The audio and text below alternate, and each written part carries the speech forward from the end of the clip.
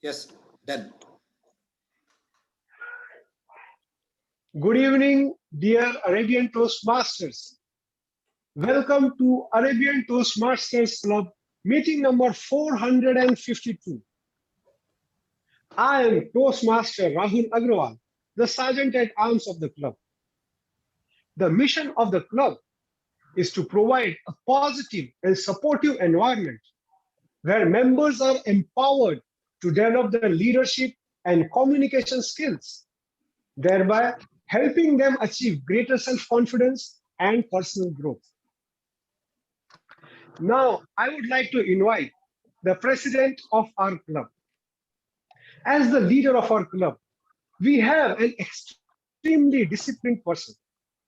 He is working as manager in Marafik Company, Jubail. A true gentleman, ever smiling and ever helping. Please join your hands to welcome our club president, Toastmaster Arul Shankar.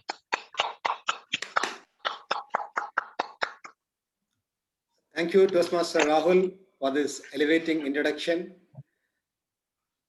Once again, a warm good evening to all Arabians. Good evening. Let me introduce the guests present today. First of all, the mentor of mentors, my mentor, the true leader from Kanyakumari, the southernmost tip of India, distinguished Toastmaster Dr. Abjay George. Welcome you, sir. Thank you so Captain much. for today's meeting. Thank you. Thank you so much. Next, I welcome our past president, distinguished Toastmaster Vasudhar Gopal, for this meeting. Welcome you, sir. With that, Thank you. welcome. With that, let me request our secretary, Toastmaster Ravish, to read the minutes of meetings of the last meetings. Over to you. Thank you. Thank you, President. Am I audible clearly? Yes. Yes. Thank you. I'll read out 2 minutes of meeting for the last 2 minutes of one regular and one for the contest meeting. So, reading the minutes of meeting for meeting number 450. Arabian Toastmaster Club meeting number 450 was held on Wednesday, 20th January 2021, virtually over the Zoom platform. The total 21 participants attended the meeting, including the guests. It was a milestone meeting. Sergeant at Arms Toastmaster Vasanti Sai Krishna called the meeting to order at 7:10 p.m. and read out the mission statement of the Toastmaster International. Club President Toastmaster Arul Shankar started the meeting with a great message and introduced guest Toastmaster Shyam as Toastmaster of the Day. Toastmaster of the Day introduced Power of Thoughts as theme of the day and then introduced all the assignees for the day. Winner for the best role player was Toastmaster Shyam. Toastmaster Saira Oman was a grammarian and the word master who introduced the word buoyant as word of the day.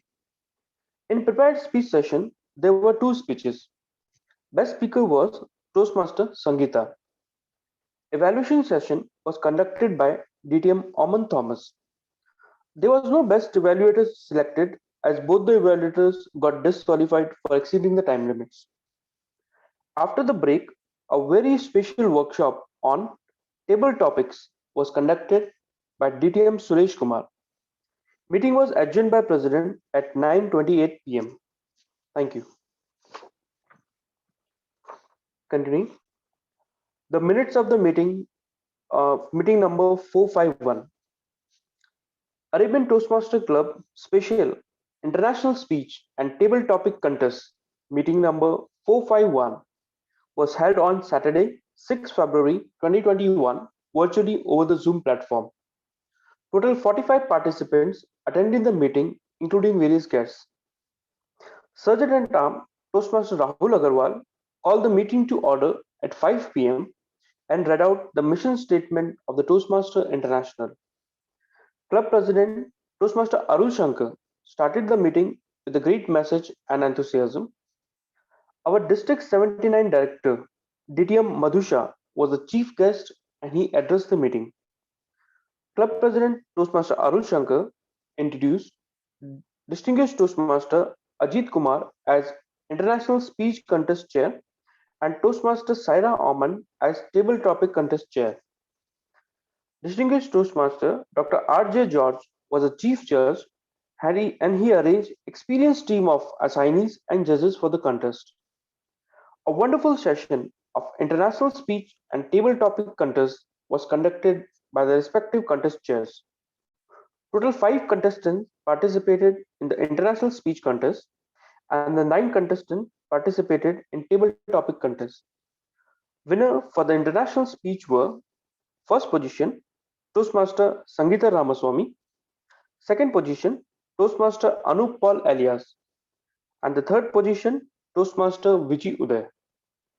Winner for the table topic contest were first position Toastmaster Anup Paul Elias, second position Toastmaster Rahul Agarwal, and third position Toastmaster Mohammad Ashik.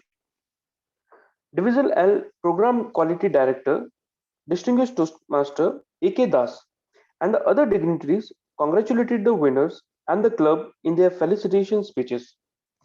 Vote of the thanks was presented by Toastmaster Sangeeta Ramaswamy. Meeting was adjourned by President at 8:30 p.m. Thank you. Over to Thank you, Club President. Thank you, Toastmaster Ramesh. Dear members, any additions or corrections to these minutes of the meetings? Okay, having heard none, I approve this as true copy of the last meetings, meeting number 450 and 451. Thank you, Toastmaster Ramesh. Dear members, today I would like to share important safety aspects like which I feel of driving. Okay, the first one, a question to all, like if you are entering a main road from a sub road, and let us assume you are 500 meters away from a traffic signal. As a driver, what signal would you expect, either a red or green, to feel relaxed?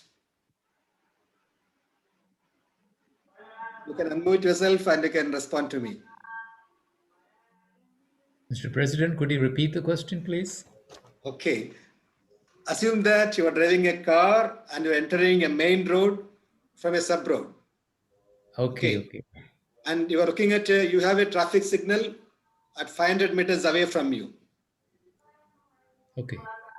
So as a driver, what would you expect? A red signal or a green signal? I think probably a red signal. Yes, Red signal will be Will safer. turn. You can slow it'll be down. safer. Yeah, Yeah. safer. Yes, I fully agree with that, and that's the answer I was expecting. Because if it is green, like you are motivated to drive fast to pass the signal, so it can result in two ways. One, you can pass through, else you may get stuck up. Yeah. By seeing the signal, you may apply a sudden brake. The person behind you will be also speeding. There's a chance that he'll come and hit you. Right. And again, when you are crossing, there is a risk of camera catching you if it's turning into red. The point here is, if you are seeing a green signal, please don't speed up, go slow.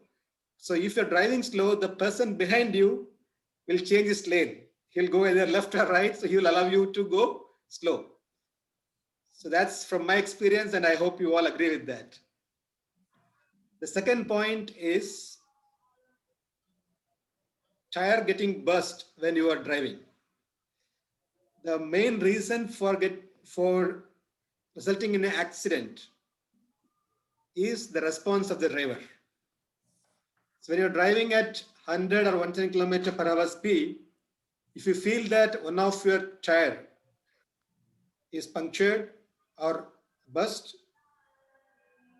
please don't apply brakes. normally we do that. We are, what is it? A normal action is to be respond by applying the brake, but that's a serious mistake. When you apply brake, there's a chance that your vehicle may get overturned or go away from the main road. So don't apply brake, but release your accelerator and hold on to the steering Wheel. very like perfectly and slowly come to a standstill. This is what to be observed, like when your car is like when a car tire is punctured or burst. And it's all like I did not experience but read some articles and heard from my friends, and I thought I should share these points with you. With that note, now let us enter into our educational session. Today's Toastmaster of the Day, DTM Dr. George, is omnipresent and omnipotent. Omnipresent as he will create time to attend all important functions for the friends. And omnipotent as his words will bring subtle changes in the listeners. One can say he's a reformer too, as he will listen, observe, and speak what is needed to speak and emphasize what has to be stressed to us so that we will see and feel tangible improvements in us. With that, I welcome Toastmaster of the Day, distinguished Toastmaster Ajay George, to take over the stage. Over to you, DTM George. Thank you so much, Mr. President, for two reasons. The first reason, you just gave us a lesson in safety, and you highlighted two important aspects of safety. Thank you so much. First of all, I'll be more careful now on. And secondly, for the two little titles, omnipresence and omnipotence. Thank you so much. Probably I may be omnipresent, but nobody can validate your second claim that I'm omnipotent. Right? There is only one person, perhaps the Almighty, who is omnipotent. Thank you so much. And the words came straight from the depth of your heart for your warmth. Thank you so much once again. Friends, dignitaries, fellow Arabians, it's always homecoming being part of your wonderful club program. And I should also just greet one of the veteran Toastmasters, my dear friend, my old friend, DT Vasudhar Gopal. And we almost started his journey in Toastmasters along with me. I also kickstarted the process, the journey around the same time. Thank you very much, first of all, for giving me this opportunity to be your Toastmaster of the Day. Now, the theme of the day is happiness. Now, happiness is something that is very elusive. We are all seeking, searching for, running after. Sometimes it proves to be completely elusive beyond our reach. Although it appears to be well within our reach, it is not actually. It is constantly tantalizing. We seek, we strive, we run after it, but we are unable to get it sometimes. Probably, if you on reflection, a little self introspection, we will figure out that probably the way we chase happiness or the way we seek and strive for happiness is not the right way. One of the reasons. There are multiple ways contributing to happiness. Probably Toastmaster Nilesh is there, and he's a great speculator. He's interested in stocks and shares. If the stock market performs very well, I'm sure that he's going to be very happy. Madam Toastmaster Sankita is there. If all her work is done perfectly, she passes all the tests and barriers, and she's off to Canada, she's going to be extremely happy, right? Every Toastmaster present here has got his or her objective, ultimate destination. So they're working towards that. Every step towards that destination will provide happiness. But in my personal life, I just identified four important factors contributing to happiness, which I would like to share with you. The first one, physical health. We can easily ask ourselves and identify whether or not we enjoyed sound health. They say a sound mind dwells in a sound body. Sound health is very important because that leads to mental health and emotional health. If you want to be emotionally balanced, if you want to achieve emotional quotient, all you need is first physical health. I firmly believe in that. Physical health is very important. Probably achieving physical health is not everybody's cup of coffee or cup of tea. Now, some people may try to achieve physical health by working or visiting a gym, and some people may take time off their busy schedule and go for a brisk walk. And some people may perform some yoga, whatever it may be. In any little form you perform some physical activity, make it a point to not to miss that particular time. Do your exercise regularly and religiously. I'm pretty sure that you will have some kind of physical health. And how do you know that? Well, of course, you can go to a physician, test your blood sugar levels, your hypertension, your cholesterol, triglycerides. All those things will indicate that you are enjoying sound health. That's very important. I have experienced personally, whenever just the doctor gives me the right report, your cholesterol levels are well under control. Well, the enzymes of your liver well under control. Well, vitamin D, excellent. And I'll be the happiest person on that particular day. I don't need even food. So health gives me happiness, and so does it to you, I'm sure. Second one is the power of forgiveness. I remember to have attended one of the lectures delivered by our extremely important Toastmaster Arun Vasan, and the lecture was meant for a global audience. I was one of the audience members, and he talked about the importance of forgiving others. Whether or not they seek our forgiveness, it is our responsibility to forgive them in our own selfish interest. What is that? If you want to be really happy, if you want to forget what happened between you on a relationship, all you need to do is learn to forgive. Forgiveness is the best form of revenge, they say sometimes even. So if you learn to be forgiving, regardless of whether the other person seeks forgiveness, I am pretty sure that you are going to be happy. Third, reading. All of us are really very interested in reading. And I can't go to bed without reading at least 20 to 25 pages, be it on the computer, on the mobile phone, or from a printed book. Reading is very important. I have experience. The day I go to bed without reading a few pages is not a sort of happy day. So reading contributes happiness. And next one, try fun and finding the child in you. Have you ever tried? Do you try on a regular basis? Can anybody? Can I have a show of hands? Do you constantly strive to find the child in you, to have the fun that you used to have when you were a little boy or girl, right? You don't need to go that far. Try revisiting your college days, the kind of fun and frolic, the kind of enjoyment that you had can be relived, revisited off and on. Okay, just call up your friends, college mates, schoolmates. Okay, and then you just crack some jokes, recall those wonderful golden moments that you passed through enjoying life. So that's very important. The moment you find a child in you enjoying the fun, then probably that will contribute immense happiness. And try to be a little less formal.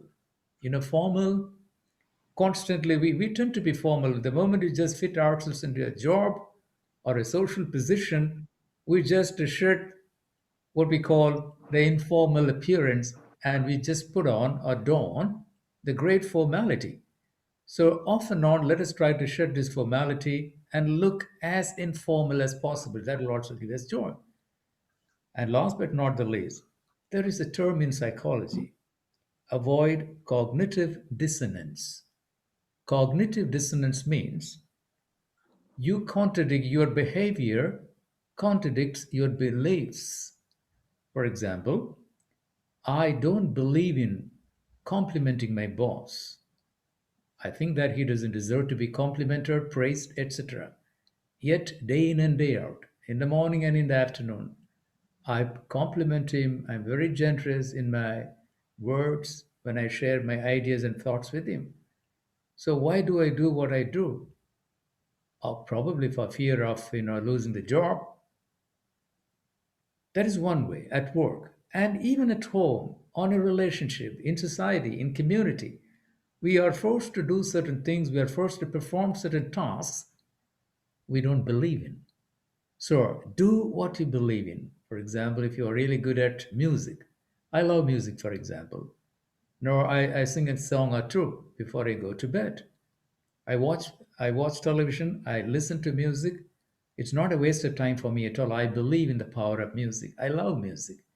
So there's nothing wrong in singing a song or two. Okay, taking the guitar, even if I don't know how to play, I can just play the guitar for a while.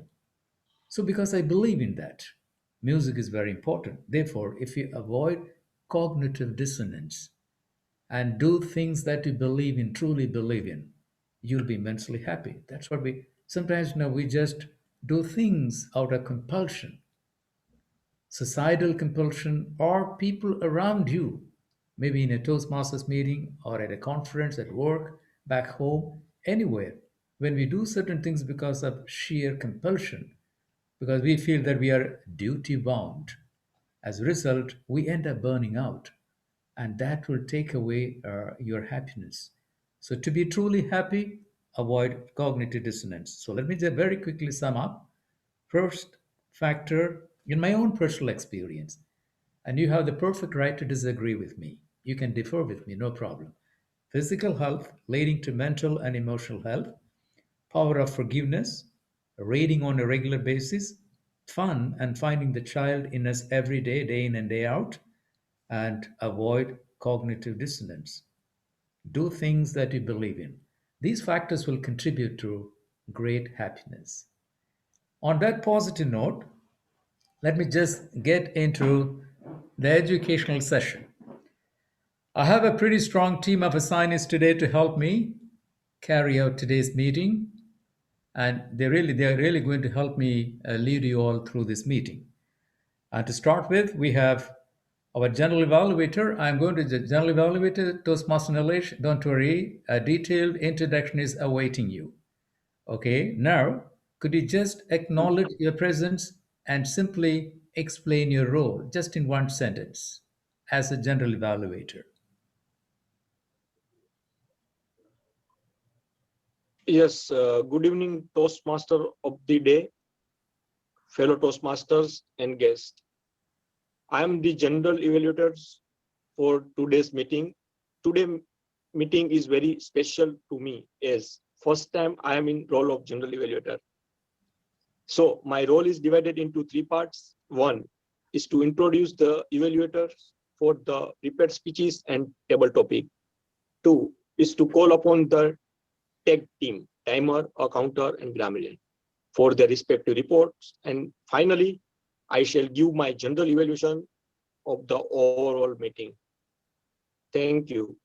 Over to you, Thank you Toastmaster of so the day. much, Toastmaster Nilesh, for your brief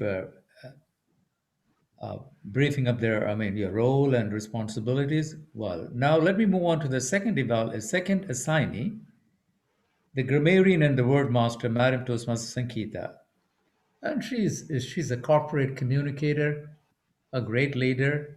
I had the opportunity to work with her virtually, yeah, on a couple of occasions. One was probably the club offices training. She she articulated her views so convincingly that people present at the meeting were so convinced, and they bought into her ideas very clearly, and they went home happy and rich with a lot of experience. She is a leader capable of calling the shots at the given moment. Give her any assignment. Even at the beginning of this meeting, she was ready to be the evaluator, replacing Toastmaster DT Majid Kumar. Very, very eager, enthusiastic, hardworking. She does with passion. Whatever she lays her hands upon will be done perfectly, flawlessly. And she's a great communicator. I always love to listen to her. She is a computer savvy Toastmaster who can easily fix your problems. No matter what your problem is, all you need to do is call her. She's only a call away. Now, may I request Madam Toastmaster Sankita to briefly explain her role as a grammarian and then introduce the word of the day. Madam Toastmaster Thank you Sankita. so Thank you so much, Toastmaster of the day. Well, I have a double role of the word master as well as the grammarian. So as a grammarian, it's my responsibility to pay close attention to all speakers, listening carefully to your language usage, and I'll take note of the misuses of the English language, as well as any outstanding words, quotes, or sayings or thoughts by the speakers, and I shall present my reporter when I'm called upon to do so. Now, as the word master, it's my duty to present the word of the day. So, President, if you could please share the screen for the word of the day. It's a very simple word. I'm not sure how many of you would have heard it. It's a 4-letter word. I do not know how many of you paid attention to the agenda as well. It's there. President? Yes. Yeah. So if you can see, the word of the day is tyro. Tyro. That's it. Just a 4-letter simple word. Not commonly heard or used, I believe. So it's a noun. And if you can see, it's spelled as Thai, T-Y-E-R-O-H. So it's Tyro. All right. And basically it means is a beginner in learning or a novice. So it's kind of it's an easy and fun word to use when you want to try to bring in about something when you're saying a beginner in learning or novice. So I'll present a few examples of how you could use the sentence. Since it's a noun, it's pretty much easy to use this word in a sentence. Can I have next picture, please?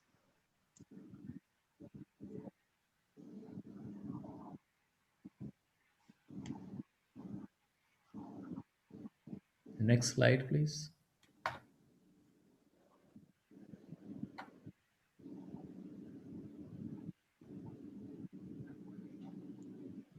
So as you can see, 3 simple examples. It's a noun. So we do not have to bother too much about how we kind of like adjust the word. But for example, Tammy was still a tyro in ballet, but her enthusiasm to learn was inspiring. Similarly, my grandmother is perpetual tyro when it comes to anything related to computers. She is a tyro in the art of writing poetry. So it's a pretty much easy to use word, and I would honestly recommend everybody to try have fun with the English language and bring in, use simple words and fun words like this. And I hope today a lot of speakers or everybody uses this word, and I should take note of it. Thank you, and over to you, Toastmaster today. Thank you so much, Madam Toastmaster Sankita Ramaswamy. I wonder how many tyros are here today. So if there is a tyro around, please carefully listen to all the assignees and the speakers. Now, the next assignee is our timer, Madam Toastmaster Viji Uday. She is a postgraduate in computer applications. She is extremely fluent in Tamil. She's a bilingual, and she delivers eloquent speeches in Tamil. And she's as fluent in Tamil as she is in English. And she's the mother of 2 daughters, a wonderful homemaker. Of late, she has completed her training in teaching. She's all set to become a great teacher, inspiring her students. May I request Madam Toastmaster Viji Uday to explain her role as the timer today? Am I audible? Yes, you are. Thank you, Toastmaster of the Day, for the great introduction. Toastmaster of the Day, fellow Toastmasters and guests, warm good evening. As a timer, it is my duty to let speakers be aware of their time when they are on the virtual stage. For the prepared speech session, the time limit is 5 to 7 minutes. At 5 minutes, I will flash the green card. At 6 minutes, the yellow card. At the 7 minutes, the red card. For the table topic session, the time limit is 1 to 2 minutes. At 1 minute, I will flash the green card. At 1 minute 30 seconds, the yellow card. And at the 2 minutes, the red card. For the speech evaluations, the time limit is 2 to 3 minutes. At 2 minutes, I will flash the green card. At 2 minutes 30 seconds, the yellow card. And at 3 minutes, the red card. There is a grace period of 30 seconds after the red card is flashed each time to wrap up your speech. I will be back with my report at the end of each segment. Over to Toastmaster of the Day. Thank you so much, Madam Toastmaster Uday, for your brief sharing of the ideas regarding timing. I think there are the contestants, and not the contestant, the participant, the speakers, and the signees have taken note of the timing rules.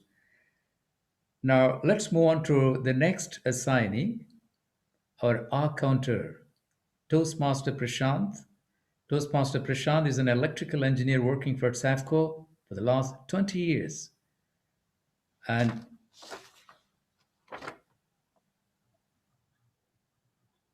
all right, he loves to read and experience a positive life. And he'd love to look at the positive aspects of life. And he also strongly believes in continuous learning, helping his near and dear ones, and hope he helps all of us today. And hope he's not a tyro. Is he? No, he's not, I think. Toastmaster Prashant, could you please explain your role as the R counter? Yeah. Good evening, Toastmaster of the Day and fellow Toastmaster members. Today, my role is our counter. According to the role, I would observe and note down the overused words and the filling voices. The examples of overused words are and, but, so, maybe, I know, and the examples of voices are er. And at the end of the session, upon the request, I would present my report. Excellent. Thank you. Thank you, Toastmaster Prashant. You are not a tyro, you know what you're talking about. Right. Thank you so much. Thank you. Now I'm just moving on to the last assignee, our Zoom master and the vote counter, our own club president, Toastmaster Arul Shankar. Toastmaster Arul Shankar, could you briefly explain your role as the timer? And then as the vote counter, you're going to launch a poll, right? When and how will you launch this poll? Good evening all once again. My role as Zoom master is to schedule the meeting and send an invitation and to admit the participants and manage the online meeting. And to prepare the poll, I'll launch the poll when called for. Also to announce the results when called to do so. Thank you. Thank you so much, Mr. President. And you have taken up so many roles besides being the president of the club. Thank you so much. And now, ladies and gentlemen, and all the dignitaries and guests, please put your hands together and help me. Give a round of applause to all these assignees. Let's give a round of applause to all these assignees. Thank you so much. Shall we get into the first segment of today's program? The prepared speech session. Are you all ready? Madam Timer and all other assignees, hope you're all ready. If you are, let me introduce the first speaker. Madam Toastmaster Poonam. She's going to attempt her first project from Level 1, Pathways 1, project number 1. I'm not just going to steal her thunder. It's an icebreaker speech. And she has a lot to share with all of us. And therefore, may I request her evaluator, Madam Toastmaster Rupa Avadani, to read out the objectives and the purpose of her project. Madam Toastmaster Rupa. Toastmaster of the Day, fellow Toastmasters, Madam Toastmaster Poonam, good evening. As the Toastmaster of the Day mentioned that Madam Toastmaster Poonam is attempting her project 1, speech 1 of the Pathways module, that is the icebreaker speech. The purpose of her speech is to introduce herself to the club and also learn a few basics of public speaking. The speech may be a humorous one, informational, or any other style that appeals to her. The time limit for her speech is 4 to 6 minutes. Yeah, and all the best, Madam Toastmaster Poonam. Over to you, Toastmaster of the day. Thank you so much, Madam Toastmaster Rupa, for briefly explaining the purpose and the objectives of her speech. Now, Madam Toastmaster Poonam is, as I told you, attempting her first project, Icebreaker Speech. We all need to encourage her. The title of her speech is The Journey of Life. The Journey of Life, Madam Toastmaster Poonam. Thank you, Toastmaster of the day, and thank you, Toastmaster Rupa. Hello, everyone. Hello, Toastmaster of the day, fellow Toastmaster, and welcome guest. Good evening. Hope you are doing well. I joined Toastmaster just a month ago for learn speaking skills and leadership quality. I always avoid public speaking. Today is my first speech, which is Icebreaker Speech. I am very thankful to you all for the wonderful opportunity to introduce myself in front of you all. I will share you a journey of my life. Journey of my life, like how I am grown up, my ambitious goals, opportunities, marriage, and hobbies. Myself, Poonam Malu. I was born in business family in 1985. I am eldest among my all siblings. I grown up with the joint family and religious environment. I spent my whole childhood with my cousins and brothers and sisters. I belong to a Kota, Rajasthan. Kota is a well known for educational hub of India for IIT and JEE coaching, entrance coaching exams. Kota is also well known for the Kota Stone, thermal power plant, and Chambal River. There is no scarcity of water. Kota is also known for the kachori, which is a very yummy and tasty. My schooling was completed, Ma Bharati Vidya Bhavan. After I passed 12th examination, I tried a CA examination, a chartered accountancy examination, but I couldn't succeed. Being restricted to continue my study in city limits, I joined and successfully completed my BCom and MCom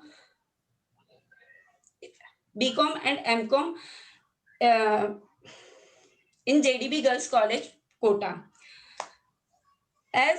As due to intrinsic interest in the field of capital finance and stock market, I started my career as the head of the department in the Swastika Investment Limited. Later on, I worked with the Nirmal Bang Securities as a team member of risk management. It was amazing experience of my career. I got overview of how to stock market work, how stock broking firm works, demat account procedures, share allotment, etc. I have overall 5 years of work experience. As my parents and grandparents is orthodox in nature, I have a tremendous pressure of marriage. So I quit my job and get married as early as possible.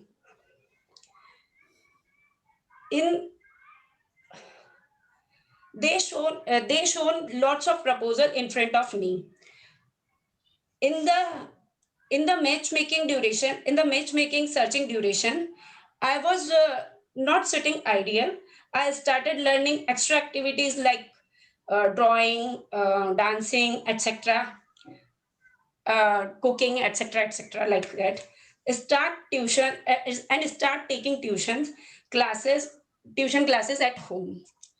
Finally, I met with my soulmate Ashwani Malu and got married on February 2012. Then I shifted in Hyderabad. He was born and brought up in Hyderabad. He was born and brought up in Hyderabad, and he is born and brought up in South India. So he is from South India, and I am from North India. So it's basically two-state story. So I never imagined to reach the South India, but I reached there and explore Hyderabad very first time I explore Hyderabad that time. I visit Charminar, Ramoji Film City, Salarzang Museum, further many places of Hyderabad, which I saw only in pictures.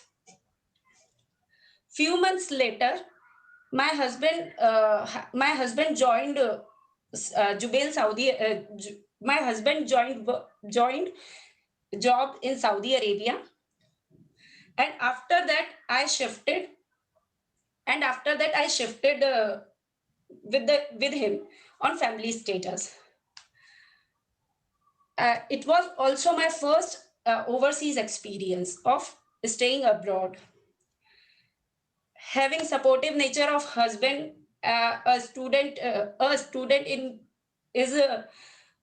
in me awaken again, and despite of having 6-year-old boy, I started my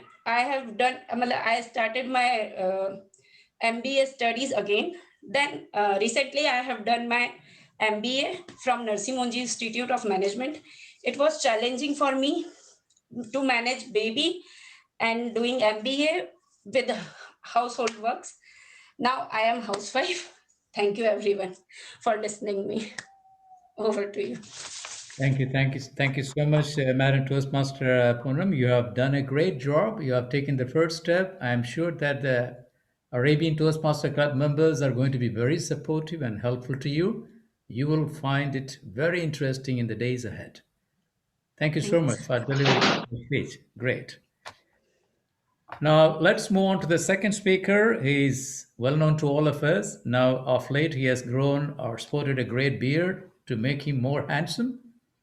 Toastmaster Anup Paul Elias, champion speaker, very good at impromptu speaking, charismatic leader, and the pride of the club, competent communicator, and a champion. Toastmaster Anup Paul is going to attempt his project number 3 from level 3 pathways 1. And his evaluator is distinguished Toastmaster Vasudhar Gopal.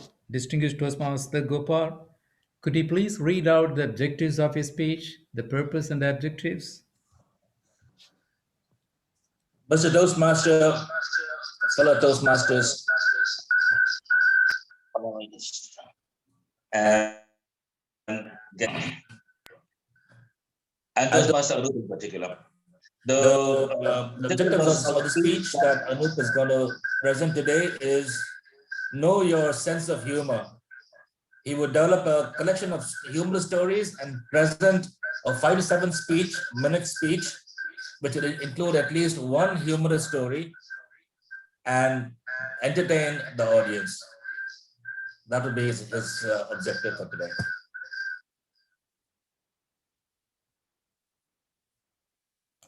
Thank you so much, DTM Vasudhar Gopal, for reading out the objectives.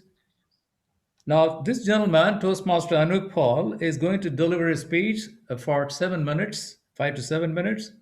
The title is a bit intriguing, and it is nothing short of an oxymoron.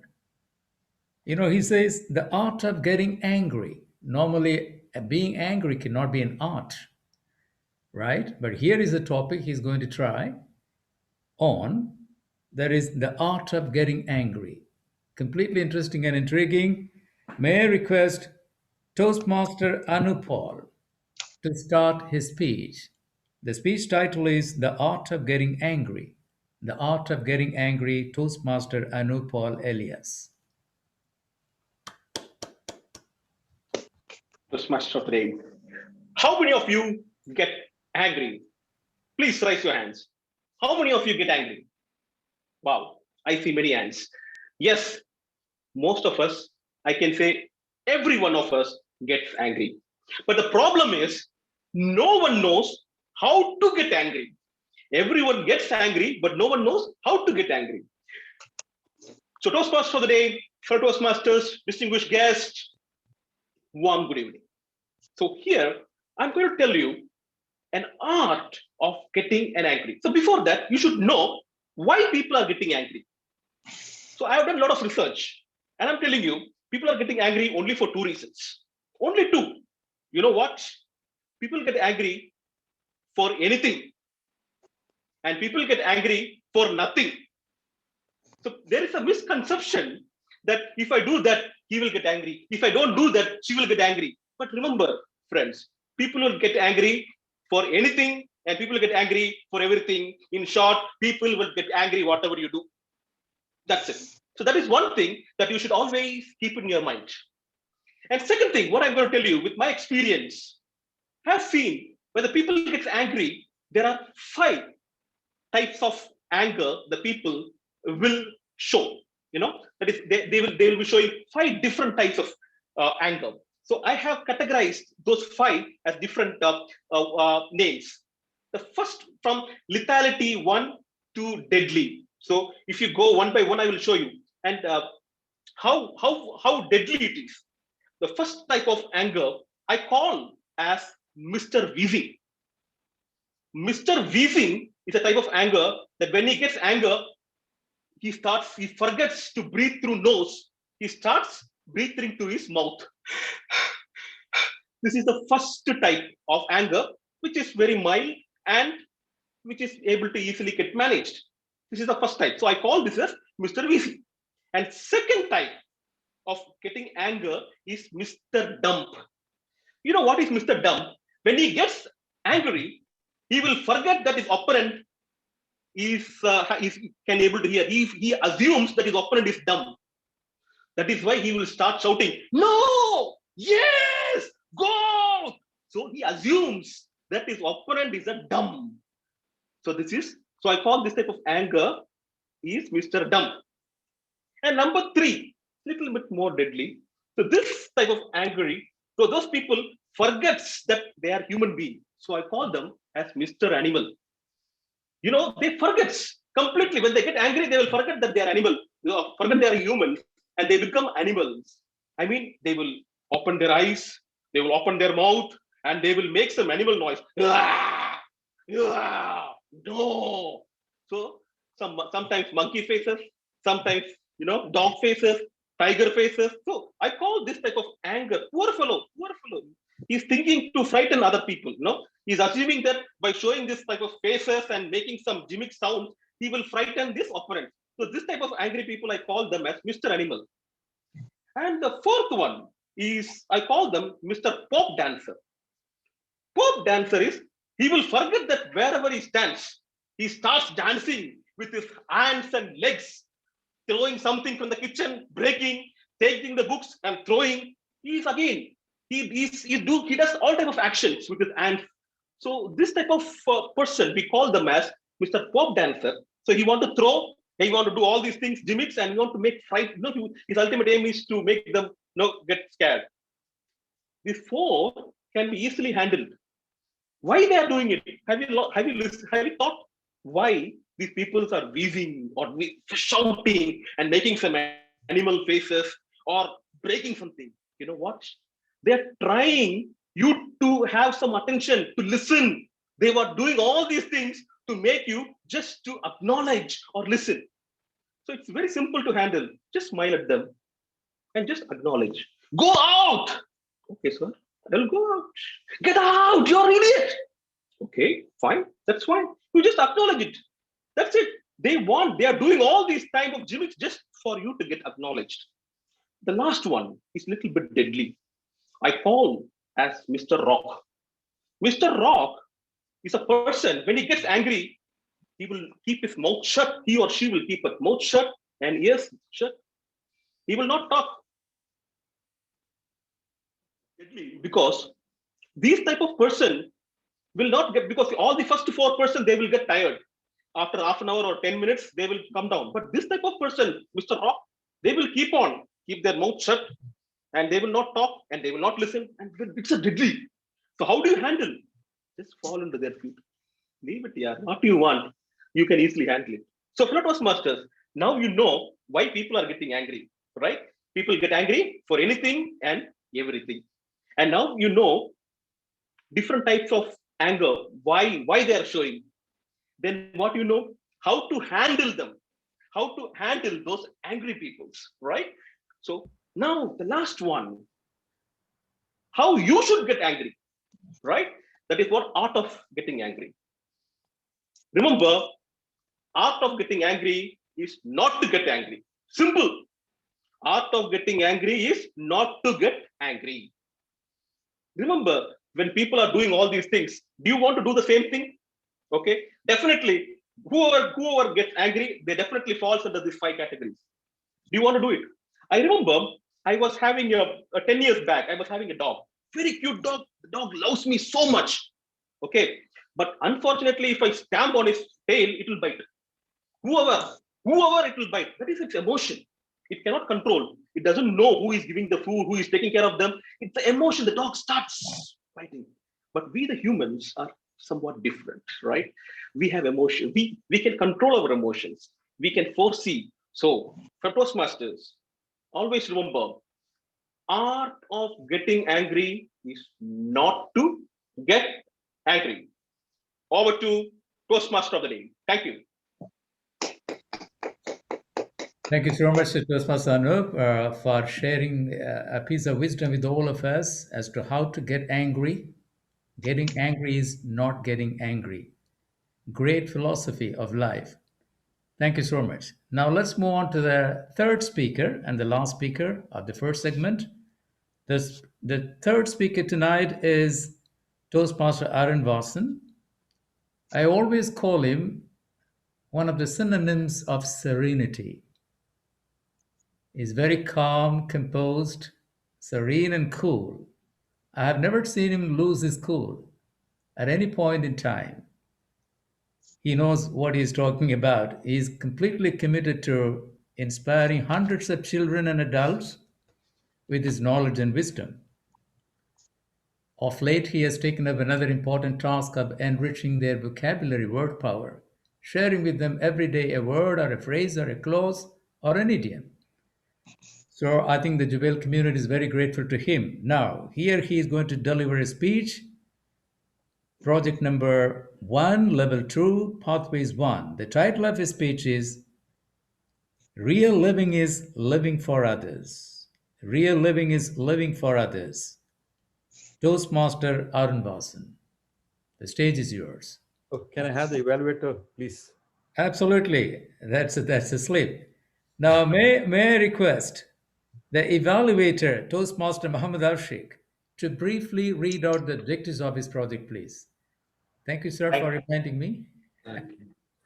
Thank you, Toastmaster of the day. Good evening, Toastmasters. And Toastmaster Arun was attempting under the pathways, dynamic leadership, level 2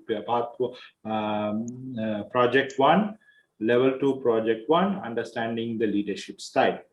And as per the purpose of the statement is this project for the member to identify his or her the leadership style and to share some aspect of our leadership style and discuss the leadership style in general. And there was a request in the evaluation notes saying that there was a questionnaire to be completed to identify the primary leadership style. With that, I wish Toastmaster Arun Vasan all the best for the project, and the timing is 5 to 7 minutes. With that, over to you. All the very best, Toastmaster Arun Vasan. The stage is yours. Please start. Thanks for that general, very nice and beautiful introduction, Toastmaster of the day. Am I audible? Loud and clear? Thank you. Yes, Thank yes, you. yeah. To me, according to me, an effective leader is one whose impression stays on the listener long after he has gone. Toastmaster of the day, fellow Toastmasters, distinguished guests, a warm good evening to all of you. How many of you are second born in the family? I'm sure some of you will be. I am one. Thank you. And we are four brothers.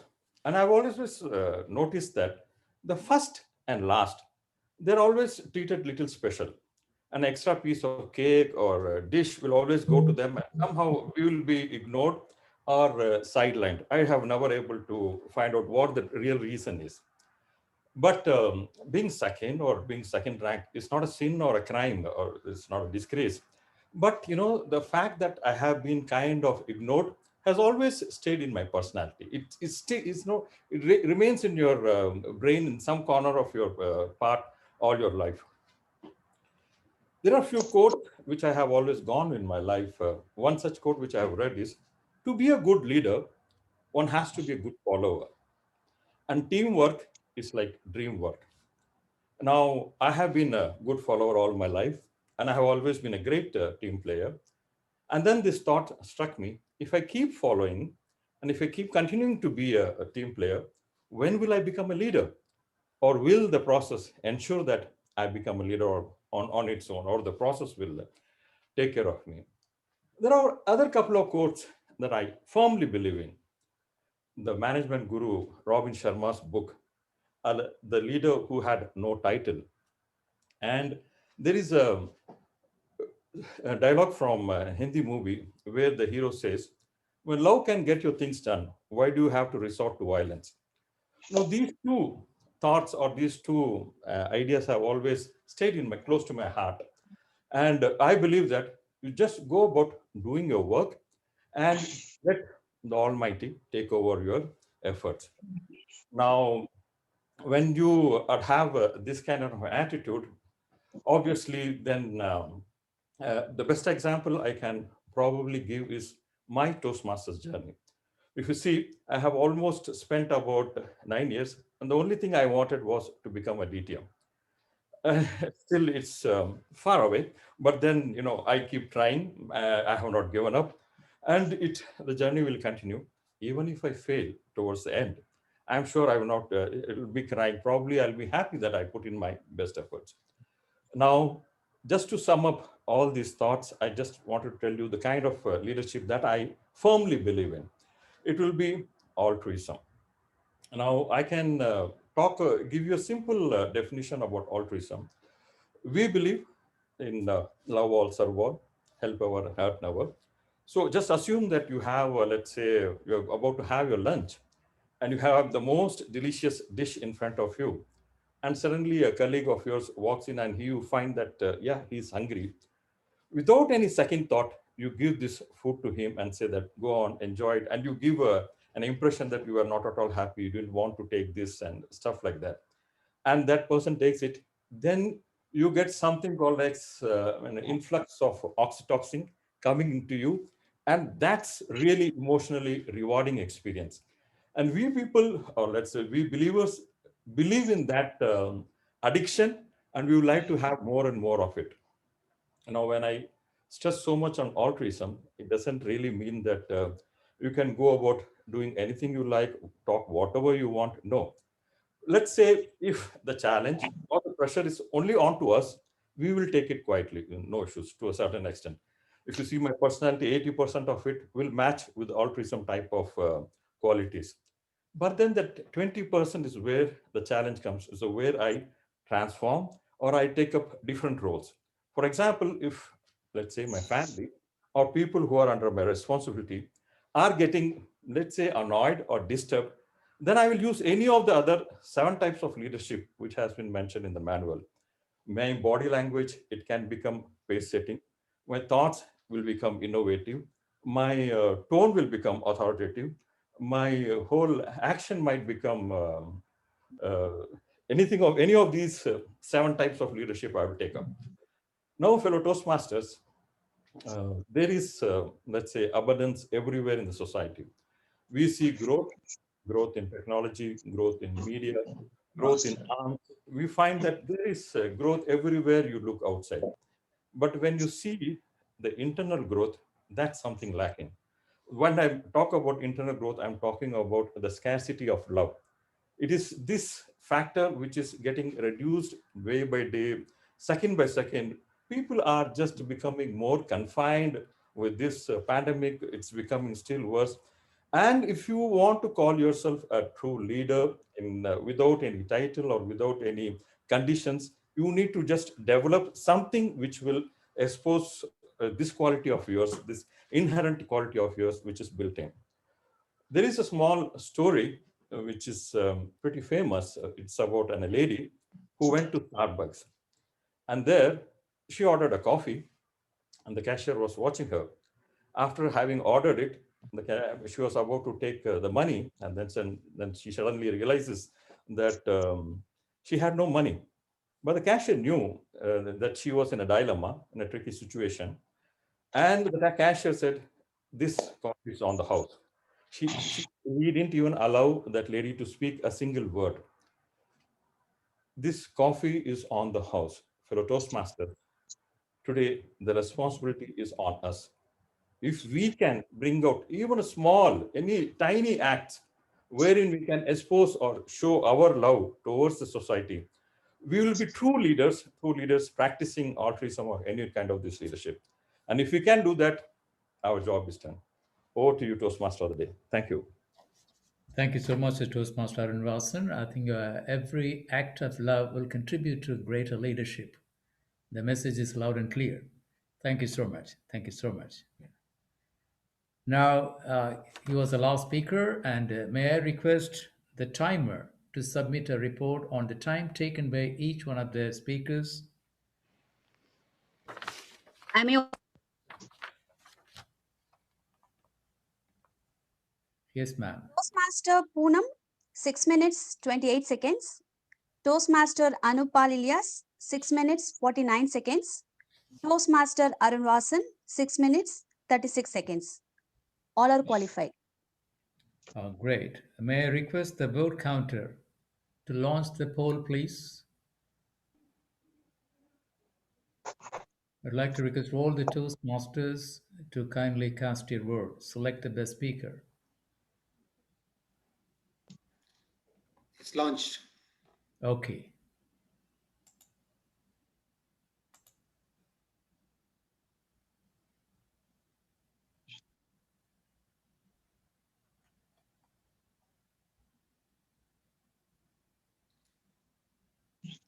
Two more to vote.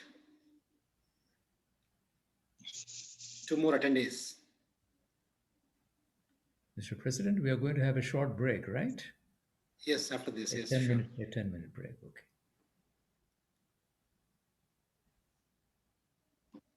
Okay, I'm ending the poll.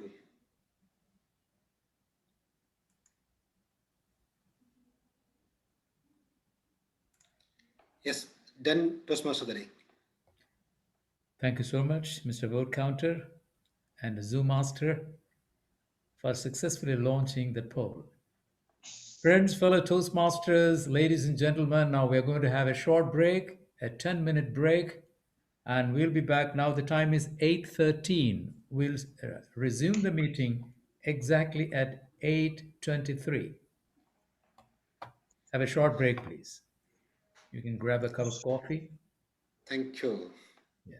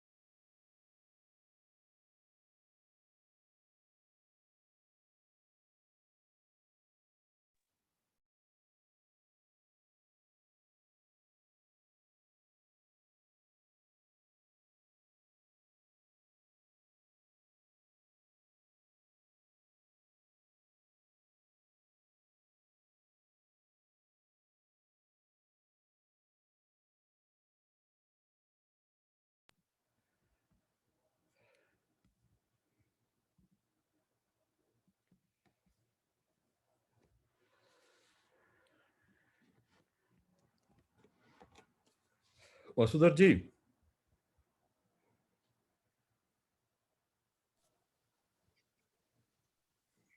Hello, good evening, Toastmaster Arun. How are you? I'm doing great, man. Hi, good evening, Arun. How are you? I'm good, Vasudharji. How are you? Good, not bad at all. I see you in the other groups. Which group? That table topics group. Table topics. Yeah. And you know that Mahesh. I stopped being active in that group in the last few weeks. I'm seeing that you are indeed giving some speeches over there as well. I try to be active, but it looks like I'm the only guy trying to be active there. So I said, okay, let me be quiet. How many ideas can I give daily?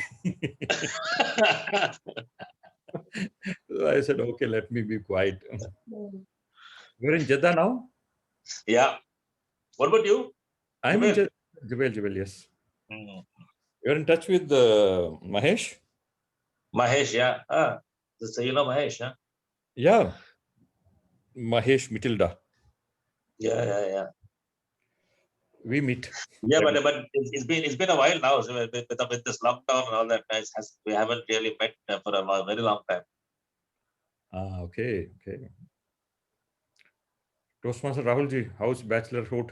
Back to bachelorhood days. This time, frankly speaking, it's a bit tough, sir, actually. No. You should take tips from me, man. Yes, definitely. I've been I will get I've something. been a bachelor. So free tips anytime you want, let me know. Yeah. I'm trying to keep myself busy and occupied. Yeah, Go to kitchen, Toastmaster Arun, just like that. yeah, Toastmaster Arun, why not one speech on that, no? Which one? Forced bachelorhood?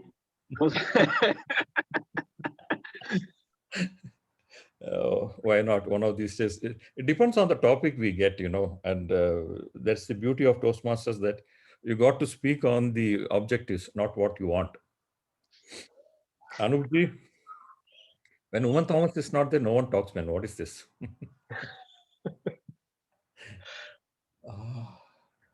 Yeah, both. Sorry, I was on mute. Sorry, sir. How are you? I'm doing great. How are you? Great, good.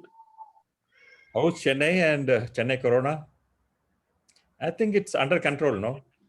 Completely under control. There is no new cases. Like, there are very few cases. Things seem to be very normal here. But let's see how long it is going to be normal. Have you Nobody is wearing mask. And have you met anyone who has taken vaccinations in Chennai?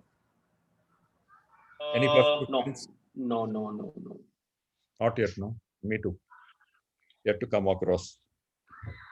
Wearing mask, things are completely open. But Very extremely strict. We've had visits from Ministry of Interior. He saw all our stickers and this one posters, and he gave tips. Please add this, that, this, and then he went off quietly. As all it's other, good, actually. I believe he's just they're putting fine left, right, and center. Any small non-conformance finished. Fine. We need to be very careful. That is very good, actually. That is very good. In fact, because if you see in what happens in South Africa and Brazil, things are different. They were completely under control, and new variant came, and completely the entire Brazil is screwed up. US is screwed up. So anything. See, what I expect is anytime Chennai or other metropolitan cities are going to have a second wave. That is for sure. But we don't know where it is going to go.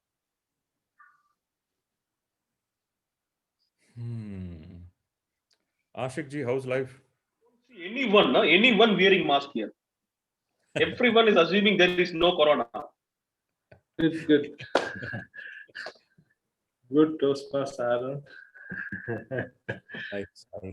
Nice to see you. We both started almost same month, no? I think a couple of months, right?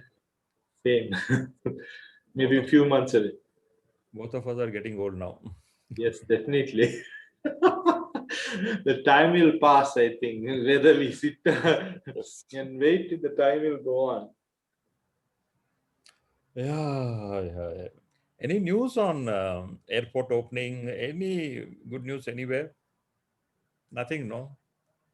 not even small hope or not even a small rumor that which will keep us little positive. The doors are perfectly closed. It was almost coming almost normal. All of a sudden, turn around. The table has been totally. Almost as if I had started my car to go to airport and then finish. Go back.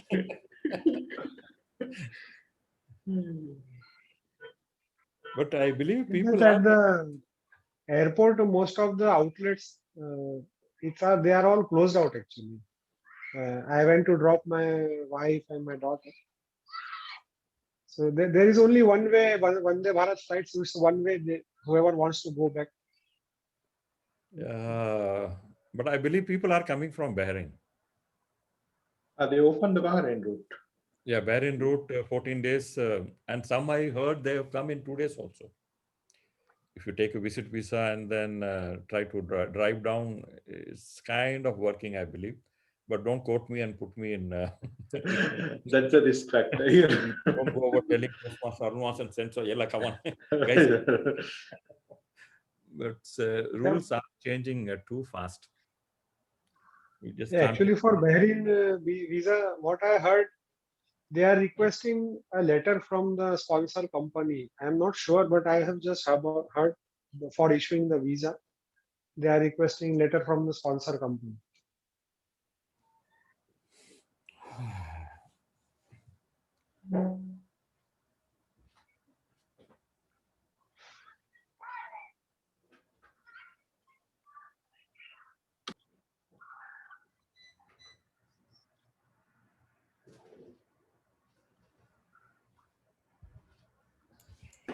Okay, gentlemen, it's time to start our meeting again after the break. And did you all have a hot cup of coffee? Got to make it ourselves, DTM. That's why we satisfy with water itself. Yeah, me too. I had a glass of water, that's it. We take My wife left probably towards the end of March, hoping to be back in April. Then the pandemic hit, and she has been stuck staying in India. And you can put that ditto mark with me also. Same ditto. Sometimes it's pretty difficult being alone, managing your affairs. You work and cook, do the housekeeping, do the dishes. Please don't mention it. Yeah. Let's forget that. Sometimes the kitchen is so clean, I don't feel like cooking at all. Let the cleaners be there. We'll cook later on. Yeah. You don't want to spoil the look of it. The kitchen, right? Yeah. Ultimately, it is your responsibility to do the housekeeping again. And shall we start now? I'm ready. Mr. President? The President has thumbs up sign, so yeah, you can. And Madam Toastmaster Sneha Suresh has come. Okay. Everybody's there. All right. Welcome back, ladies and gentlemen. Now we are going to start the second segment of today's program, the table topic session. Very intriguing and interesting. And it's just going to help all of us think on our feet, organize our thoughts, and speak for a couple of minutes. Now, here to conduct this session or to lead us through this session, to walk us through this session, we have an able Toastmaster, Madam Toastmaster Sneha Suresh, a meticulous organizer, a great communicator, a loving mother and wife, and more importantly, a great successful teacher, training the tender minds. And Madam Toastmaster Sneha, the virtual floor is yours. The stage is yours. I would like to request you to conduct the table topic session, please. Thank you, Toastmaster of the Day, Toastmaster DTM George, for that wonderful introduction. Fellow Toastmasters, good evening. Good evening. Good evening. Since I don't see any new guests and just one Tyro member, that is Madam Toastmaster Poonam, in today's table topic session, I would like to give preference as a practice session for our TT contestants who will be going into the further rounds.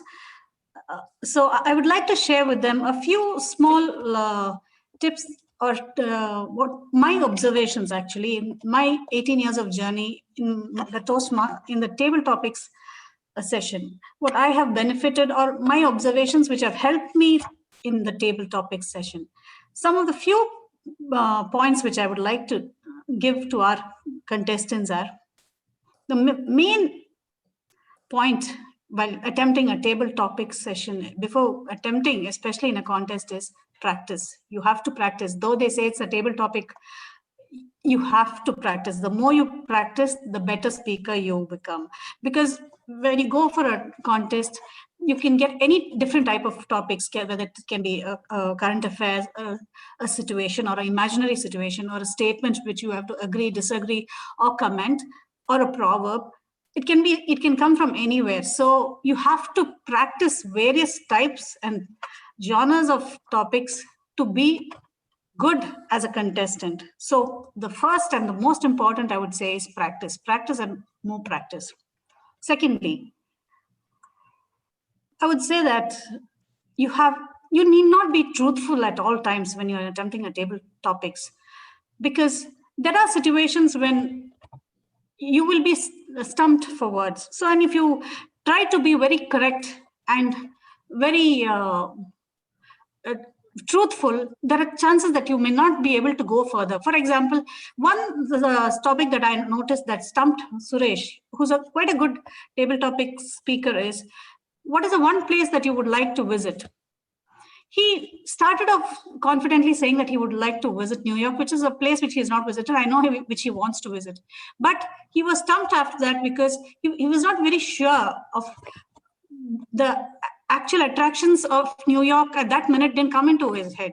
So he need not have been truthful in that situation. And he could have just mentioned that a place like Egypt, which is already visited, but as a place he wants to visit, because he knows very clearly that the place is there, what he wants to see, what he has seen, and he can just mention it as, so you need not be truthful in all situations. What you're comfortable with, what you have knowledge about, put it into that situation and talk. Another point that I observed was stick to the topic.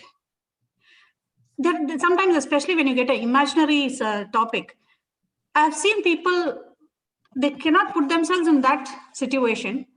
So they go away from the topic. Once I remember a topic which was given was, you are caught with your girlfriend standing at the theater queue to get tickets and your father is behind you. What would you have done?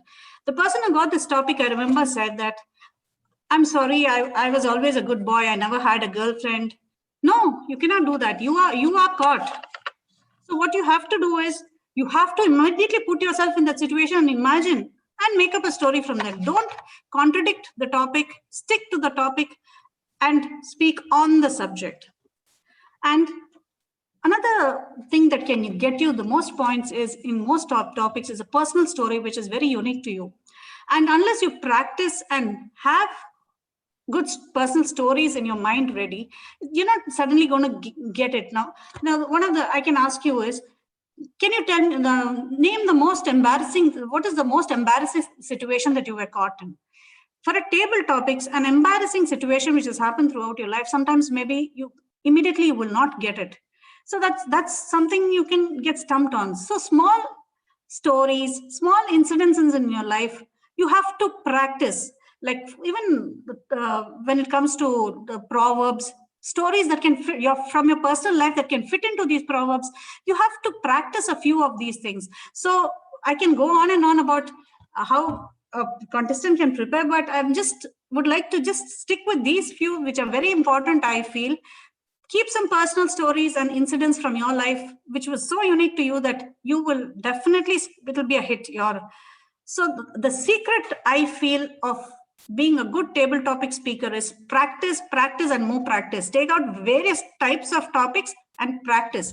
Unless you practice, you cannot be a good table topic speaker. That is my personal observation. And I hope in some small ways I have helped the contestants to prepare for their upcoming contests. So without further ado, let me just go into a few topics which I would like to call the contestants and a few other speakers too tonight. So our first speaker I would like to call is Toastmaster Anup Paul. Anup, are you ready? Can you unmute yourself? Yeah. Yes, ma'am. Yes. I will repeat the topic twice, and the Zoom master will show it on the screen for 10 seconds. Okay. Yeah. Do you think crying is a sign of weakness or strength? Do you think crying is a sign of weakness or strength? Anup Paul.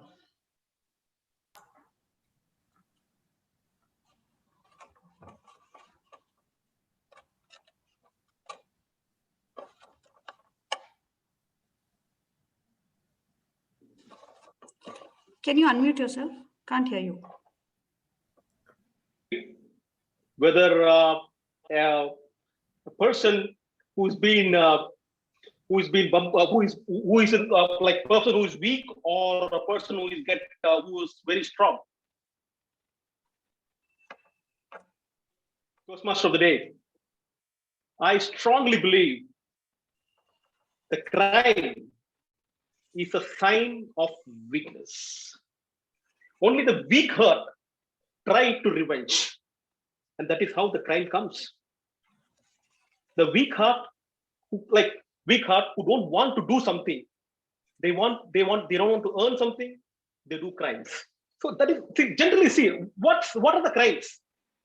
The crimes can be classified in a minute. One, anything, and he want to plunder, go and plunder it. So that is one type of crime. So what is happening? Because he is not doing it. It's a weakness on him that he was not able to get that money. So he's going for one option, going and stealing it. Another crime, killing someone or doing some bodily harm. Why? Because he don't have the heart to forgive. If he have the heart to forgive, he will not go and do that crime. So in all aspects, what I see perfectly, the person who is doing crime, the bottom line is it's a sign of his weakness. Only the weak heart do the crime. In terms of, they may have thousands of reasons to justify their act, but ultimately it is their weakness in them that is making them to do a crime or any sort of these things, revenge or plundering or stealing, anything that clearly says they are weak mentally, and that is why they are going for crime. Over to table topic master. Thank you, Toastmaster Anup Paul. I'm sure your evaluator will have a few things to tell you about this topic. Anup, please take the time to read the topic properly as a contestant. The second table topic speaker I would like to call tonight is Toastmaster Ravish. Ravish, are you available? Yeah, I'm available. Am I audible properly? Yes. Okay. Thank you. Yeah. Toastmaster Ravish, your topic is, which activity makes you lose track of time? Which activity makes you lose track of time?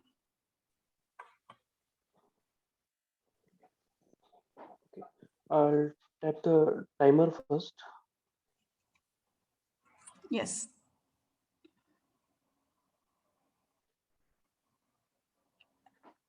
Yeah, ping the timer. Yeah.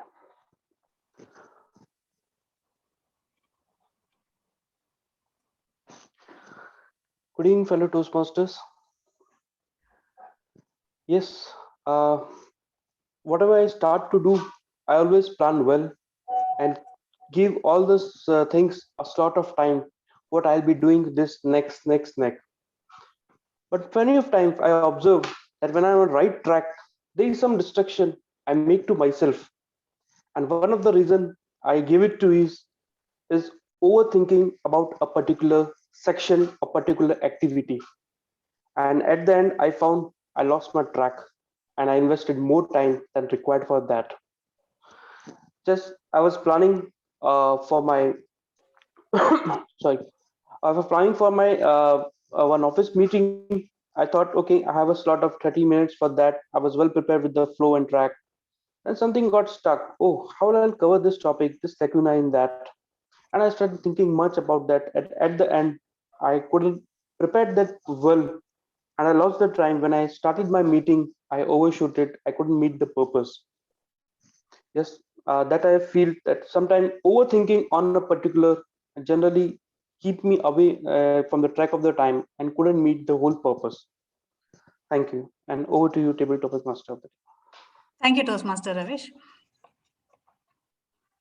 The third table topic I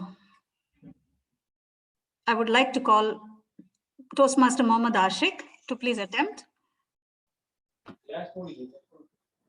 Toastmaster Ashik. Yes. Yeah. Toastmaster Ashik, can you please pin the timer so that Time is visible. after I repeat the topic twice, it will be shown also. It will be shown on the screen. Please take the time to read it. Okay. Your topic is, are you happy with yourself? Comment. Are you happy with yourself? Comment.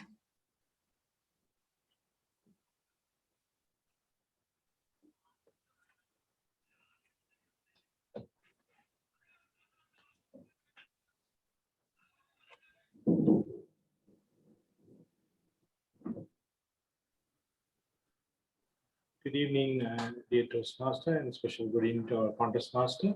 And I always think that I am always be happy with myself. Why I'm telling that? Because happiness is an internal aspect. Others cannot influence it. Because unless you are happy internally, you can't be show the happiness to outside. And the next aspect is, if you are happy, the people around you be happy. It's like a candle. When you light the candle, the light will be illuminating all around the place. Even though you may ask, people may think that, how can it be happy all the time? It's very difficult, but at the moment, I would say that, as I told you, the happiness is an internal subject. We make it happy, or it's in our own hand. I can think of, I went through a very difficult time, especially with the jobs, I think. Each time when I lost, I always felt there was a sadness in me. I was grieving a lot. Later, after a few minutes, after a few hours away, when I think through the subject, I really felt that won't last unless you can make yourself happy again and move forward in life. By sitting and grieving, nothing will change around you. So I felt it has to move forward, and you think that you can be happy, definitely. So I took every action possible. Before starting any action, I made myself, I'll be happy. I assure myself I'll be happy, and done whatever possible in my hand, within my scope, to make the light so luminous around me. Over to you, Table Topic Master. Thank you, Mohammad Ashik. The next Toastmaster I would like to call to attempt the topic is Toastmaster Prashant. Toastmaster Prashant, are you there?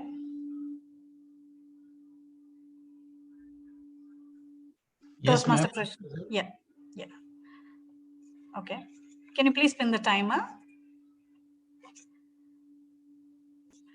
Toastmaster Prashant, your topic is, if given the opportunity, what is the one thing you would most like to change about the world?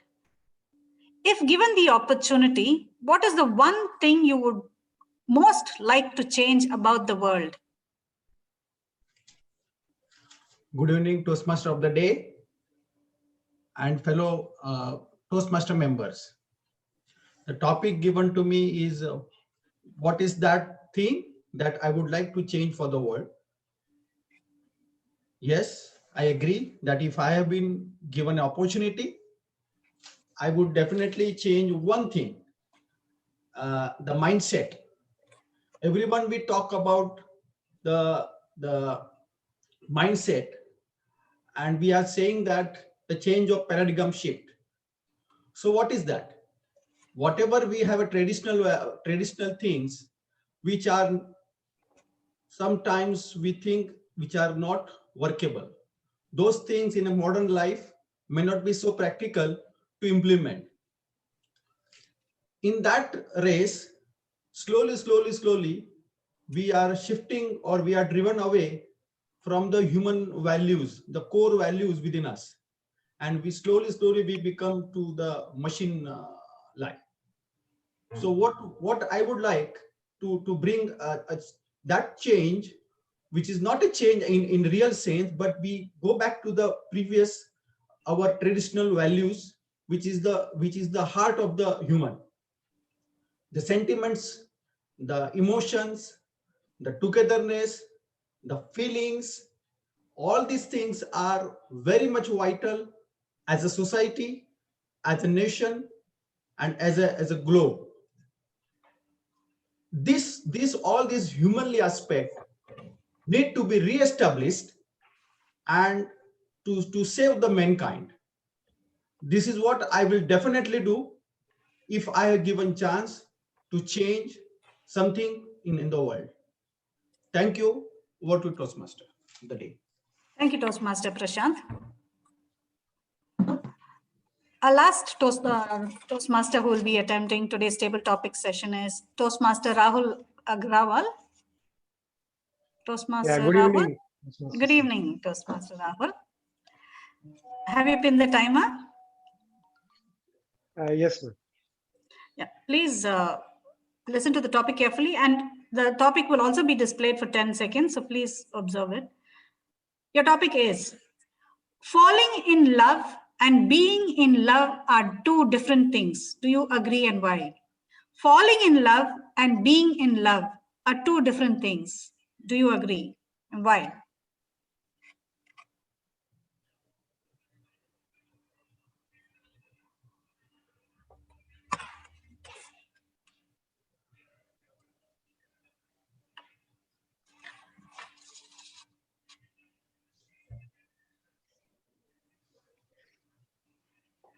Yeah, good evening, Toastmaster Sneha and guests.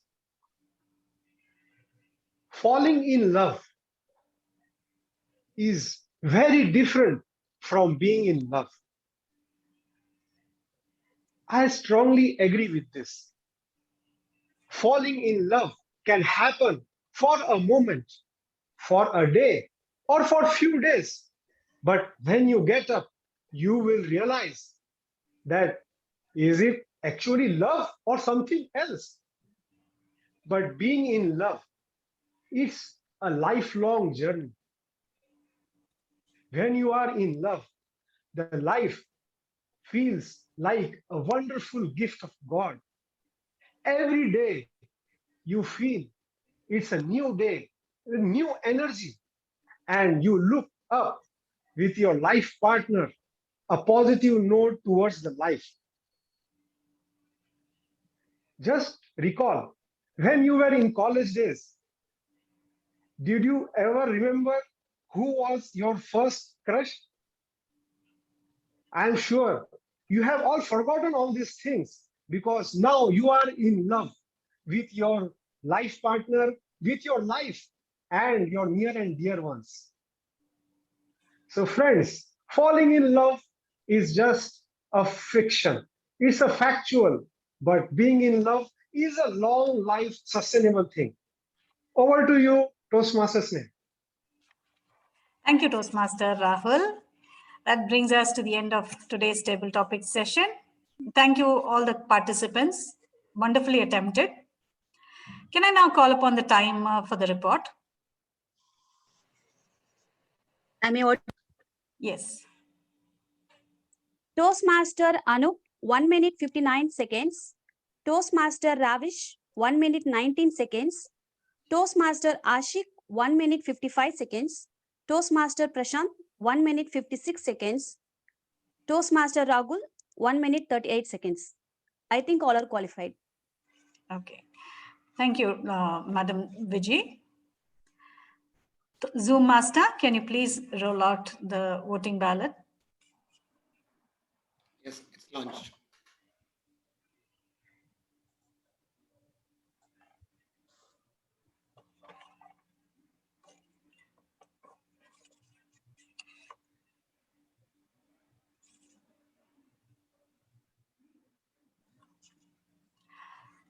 I thank the Vice President, Acting Vice President, Madam Sangeeta, for this opportunity to be the topic speaker for this meeting.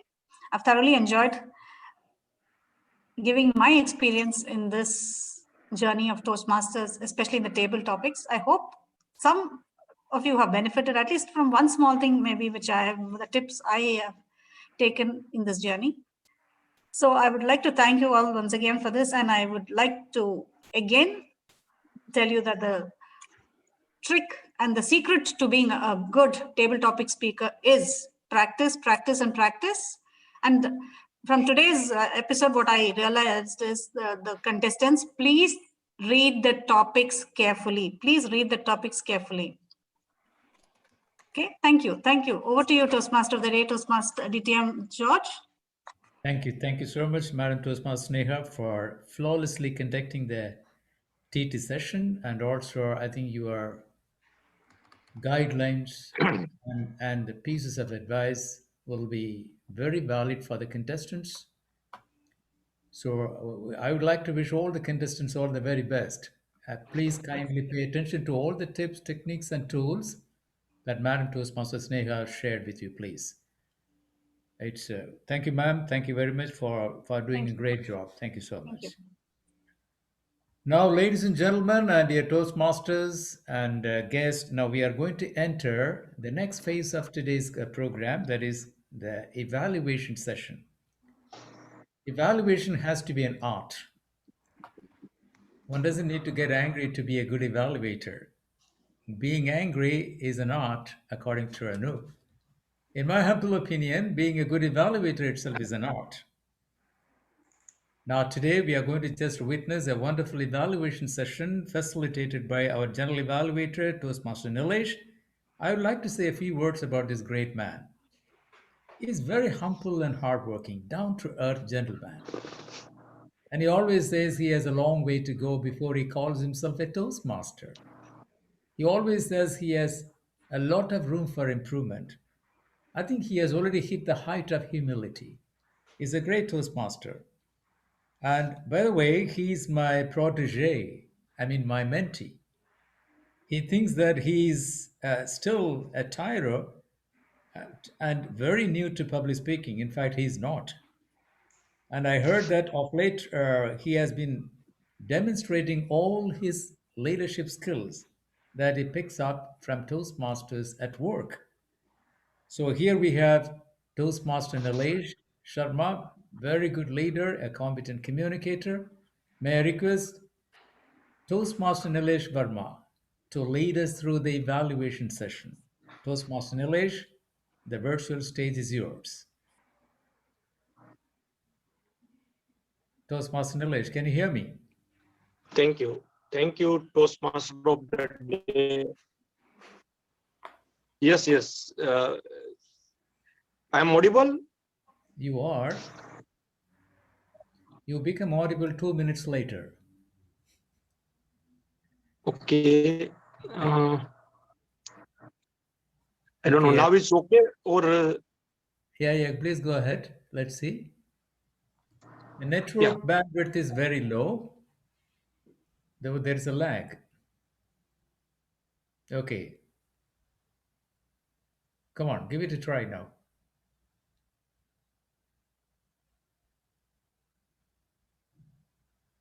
Nilesh, this is a technical issue. There's a network problem. The bandwidth is very low.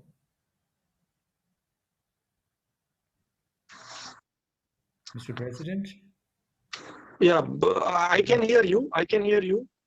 Okay. Please go ahead. Forget about the video. Okay. Thank you, Toastmaster of the Day, DTM Dr. R.J. George. Thank you for elevating introduction. It is my pleasure and honor that today I have been assigned the role of General Evaluator while you are Toastmaster of the Day. On top of that, I have experienced team of evaluators and will introduce each when I call them. Evaluations are one of the most important elements of Toastmasters.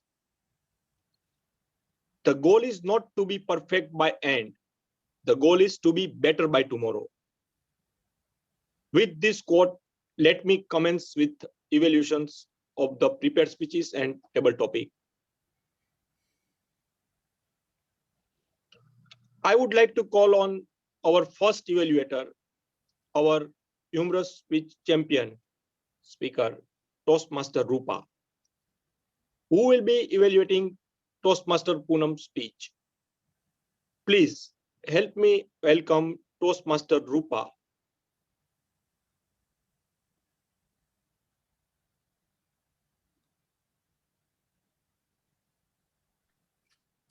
Am I audible? Rupa? Yep, yes. Yeah, am I audible? Yes, you are. Yes, ma'am. Yes. Okay.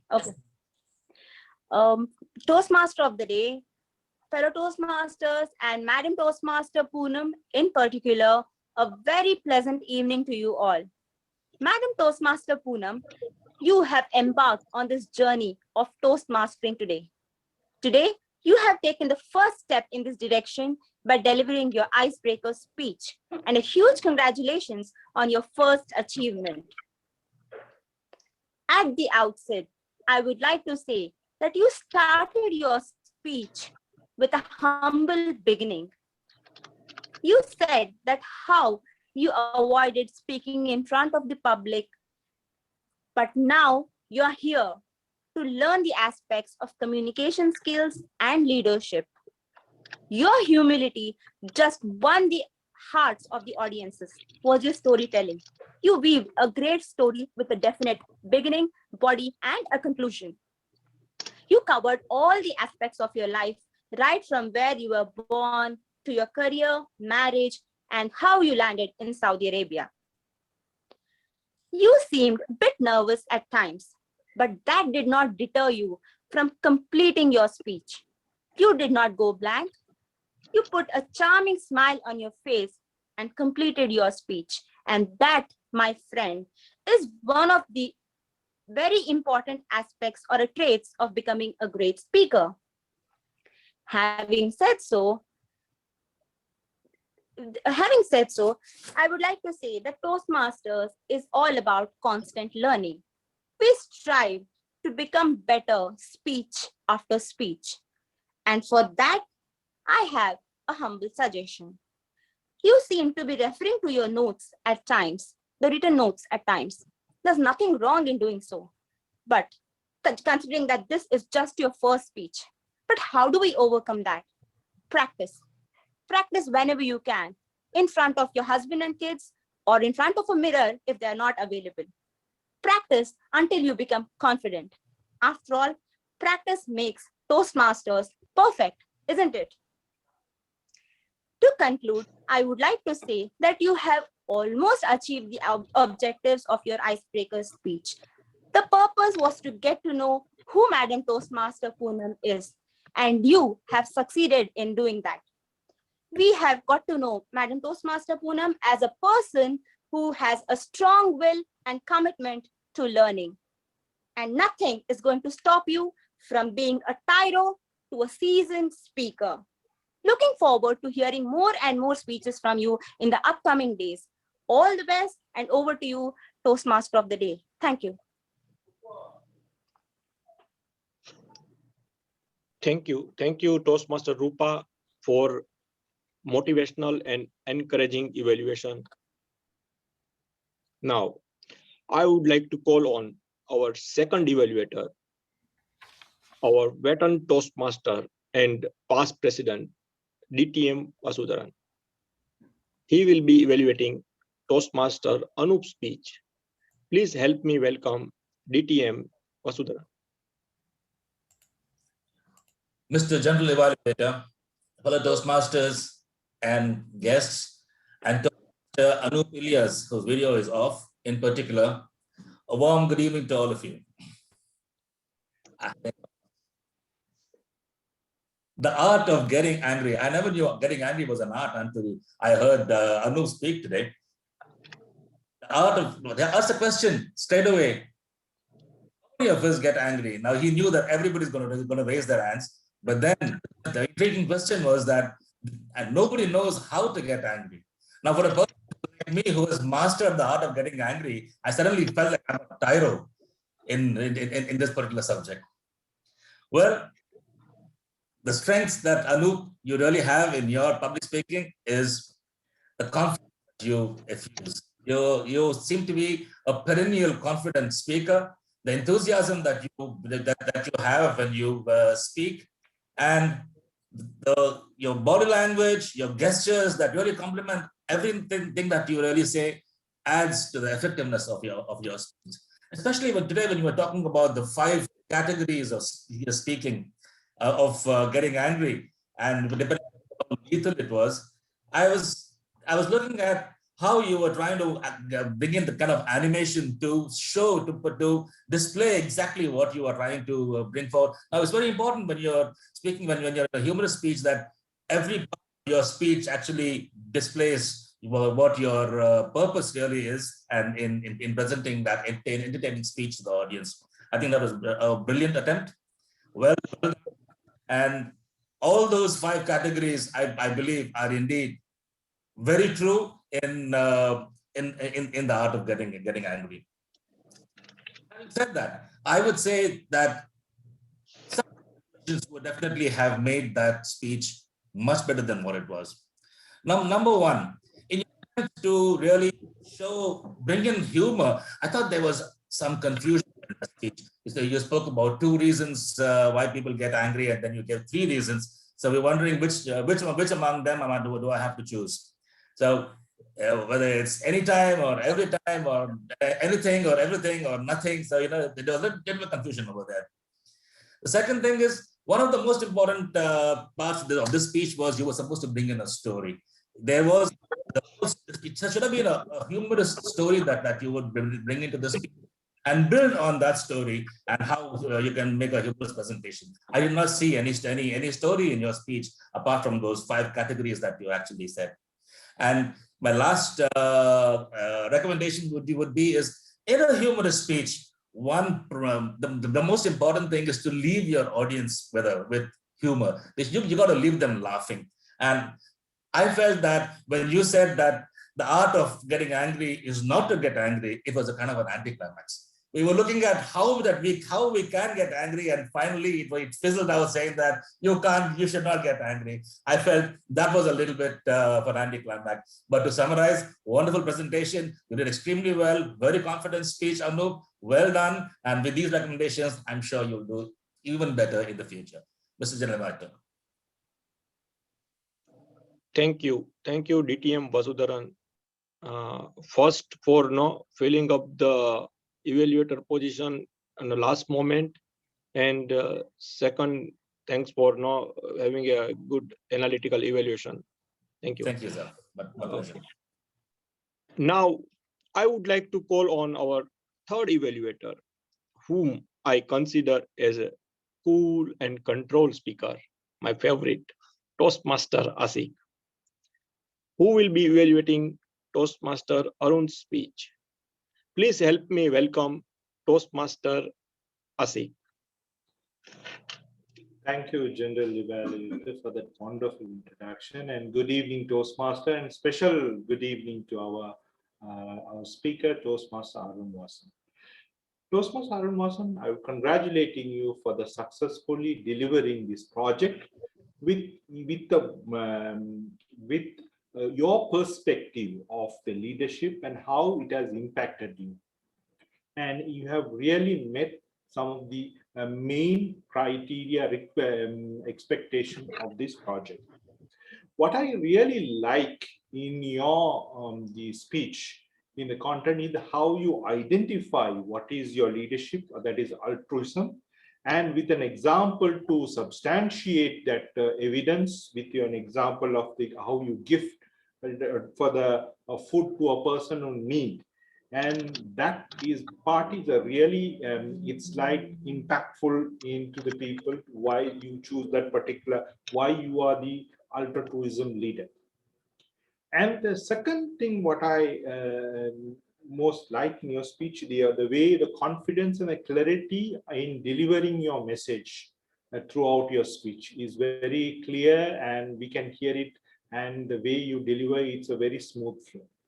The third factor, what I felt is the closing. With your closing is really amazing, because what I felt is with a clear message, call for action, like your internal growth and the scarcity of love that you emphasize, which connected with what you have already identified your leadership style is.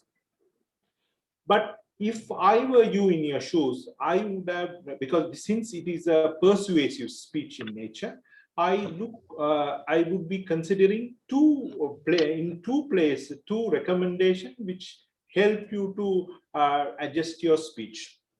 The first one, what I felt is even though there are a few narrations and anecdotes in your speech about a personal story, if you can select one or two max about your personal story, which in line with your message, that will give your message an emotion, and it will increase your impact and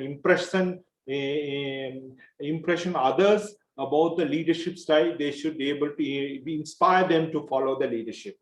Like you can elaborate about the story of the gift of the food in a little more explained in detail. The second factor, what I felt in the opening side, you have given two quotes in that. I would recommend if you can stick to one quote, like for example about why you should be a leader. Like if you keep following, when you become leader, like an intriguing subject in opening, that will give you a good connection to the audience, and further it'll give the curiosity to listen to your speech.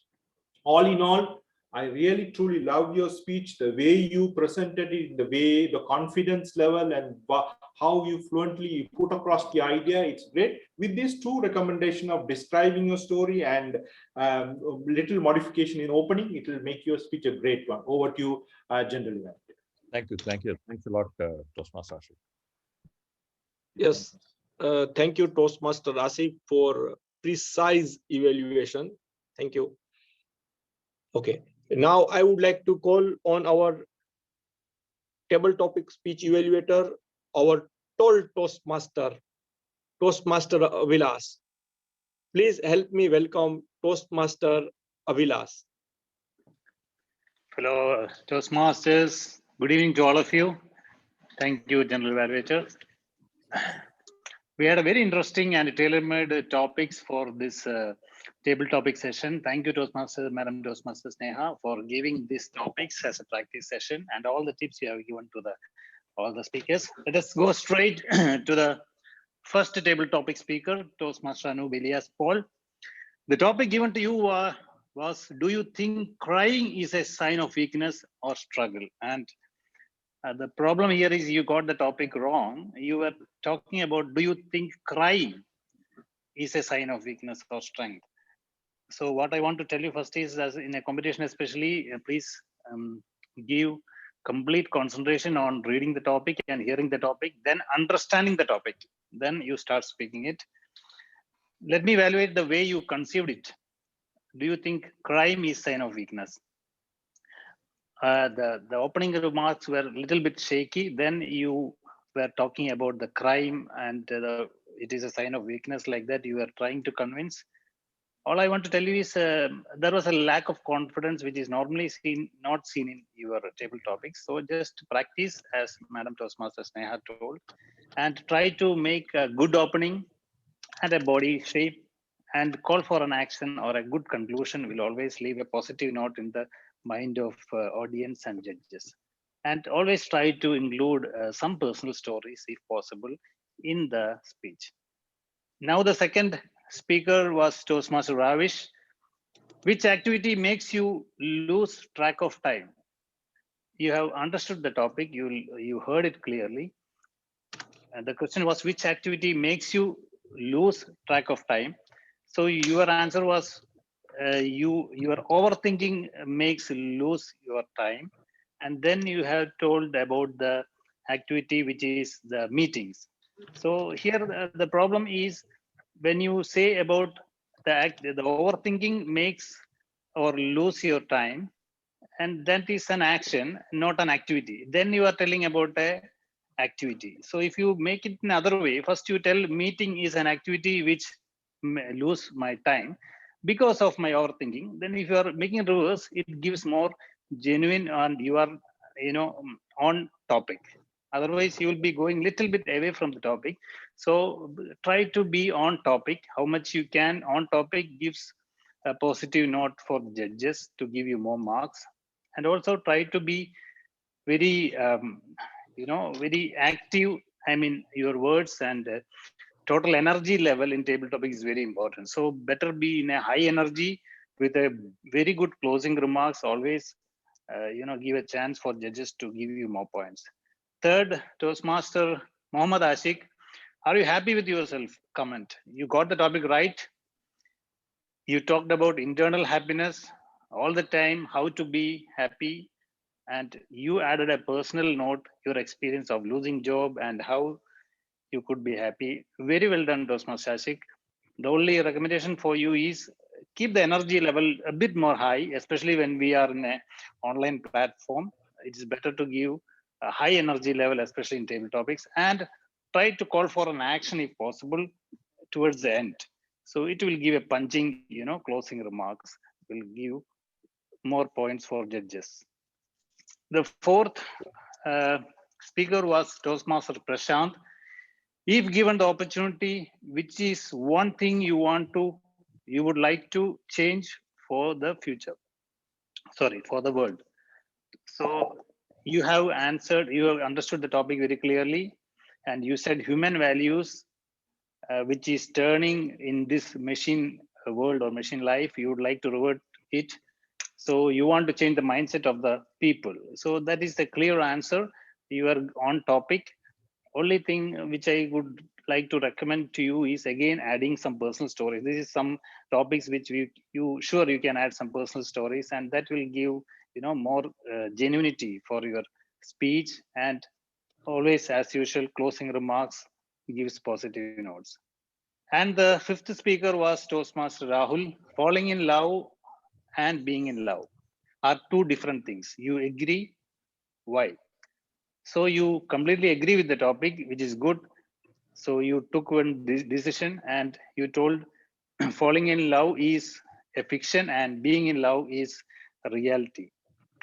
Only thing I would recommend is speak more on the topic, try to expand the topic, explore it with some personal example. I know this is a topic difficult to give you personal example, but you can have some white lies. Even if you don't have a girlfriend, you can tell I was having a girlfriend, like that.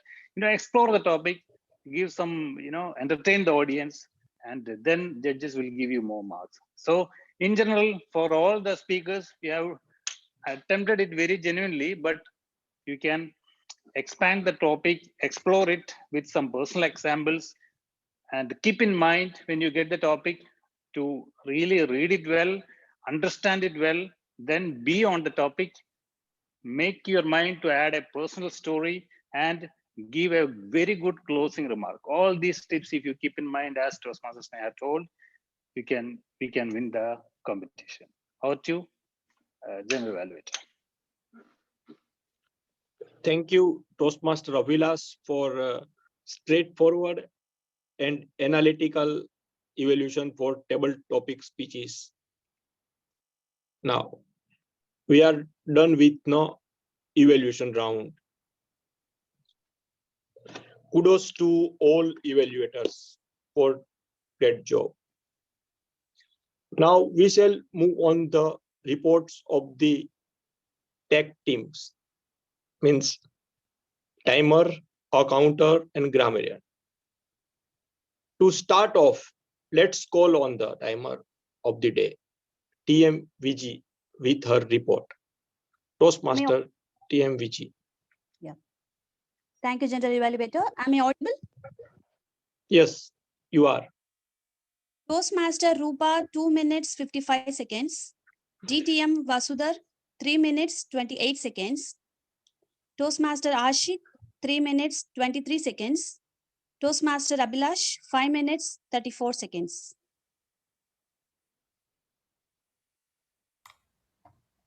Are there any I think except disqualifications? Toastmaster Abhilash, the rest are qualified, I think. Okay. Yes, correct. Right. Okay. So let's call on the Zoom master to launch poll. Toastmaster Arul, Yeah, give me please 1 launch minute. poll. I need to edit. Give me 1 minute.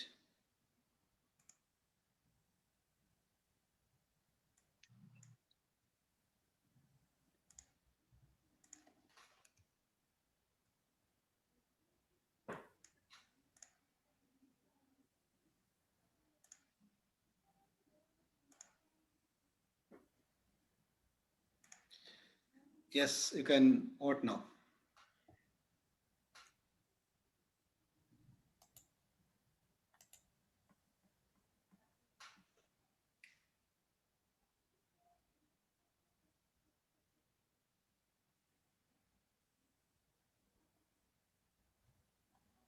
Okay, I have received all the votes. I'm ending the poll. Thank you. Thank you, Toastmaster Arul. Let's call on the grammarian and word master, Toastmaster Sangeeta, for her report. Toastmaster Sangeeta. Toastmasters.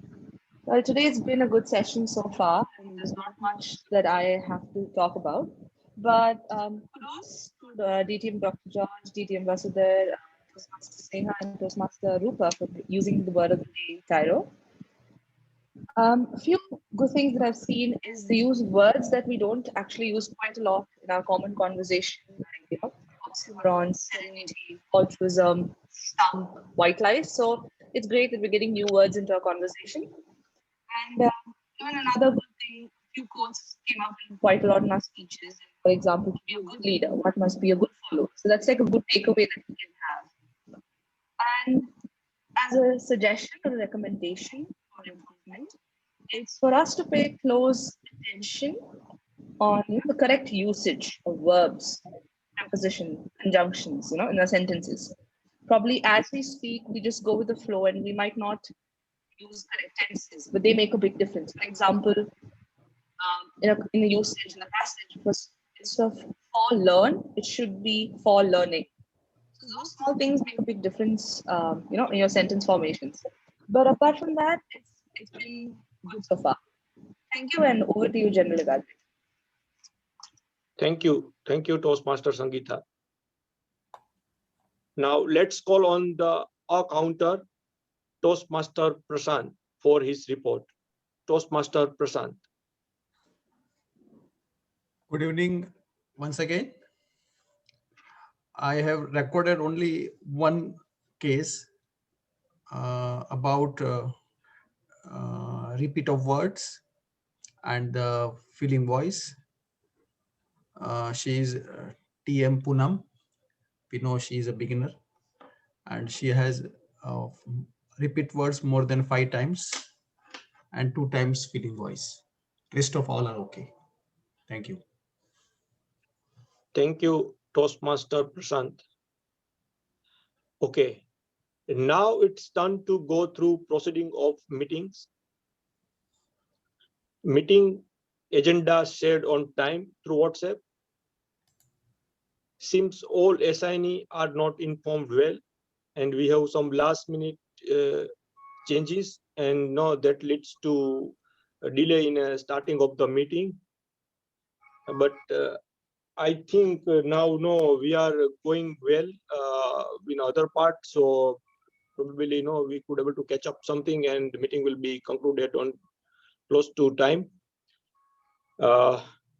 Last but not least, thank you, Toastmaster of the Day and VP Education, for giving me opportunity, or I can say giving opportunity to this Tyro by assigning a role of General Evaluator.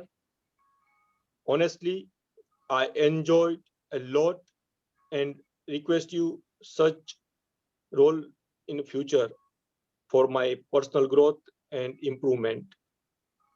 Again, thanks to all. Over to you, Toastmaster of the day. Thank you so much, Toastmaster Nilesh Verma. Very gracefully you conducted the evaluation session and you did a great job. Let's give Toastmaster Nilesh a big round of applause. Mr. President, you said that there would be another poll for the best assignees. I will launch the poll now. Okay. Now, please kindly exempt me. Okay. Yes. Toastmaster of the day and Zoom Master are exempted from this polling. It's launched now.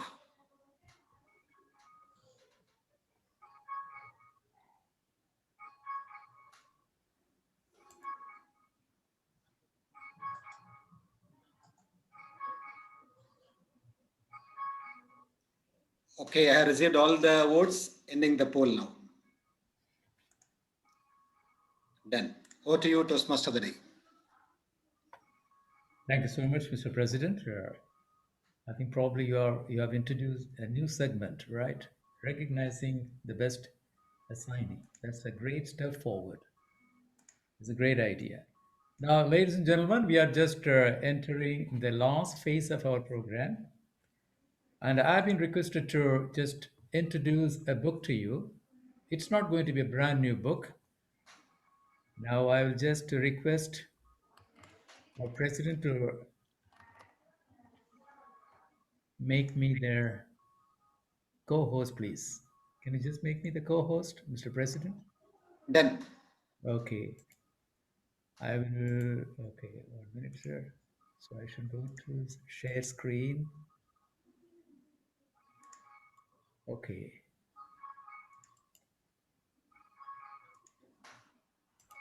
There. Okay.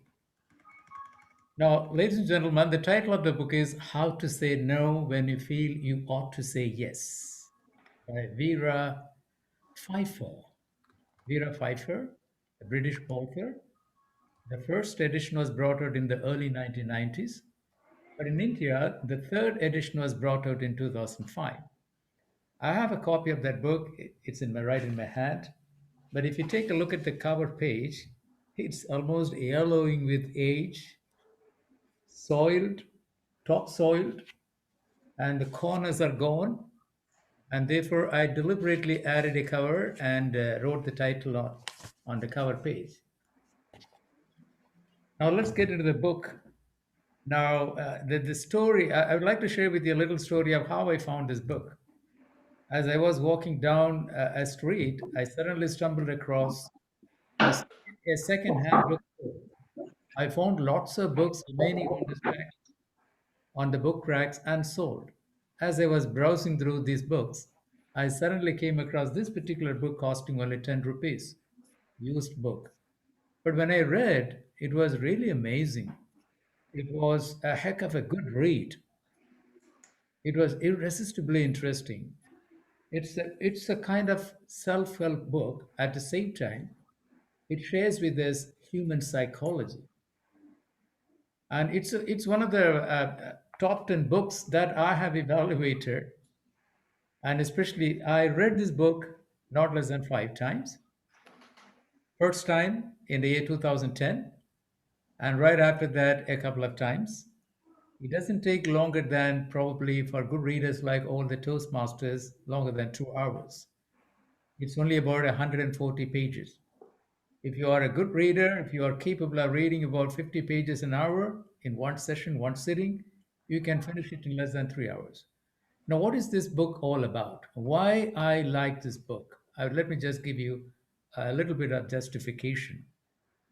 As you all know, we hear the media is full of news, sensational news about fathers walking out on their families, refusing to pay maintenance.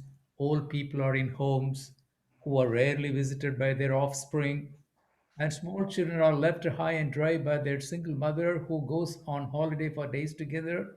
Lots of problems. Even pet animals are abandoned. Once their novelty use is done, they are abandoned. So newspapers and all the media houses, social media are full of or abound with these news. But there is another side that goes silently unobserved, a serious problem within every family, every home. And this book just would like to highlight some of the issues faced by people silently, great problems.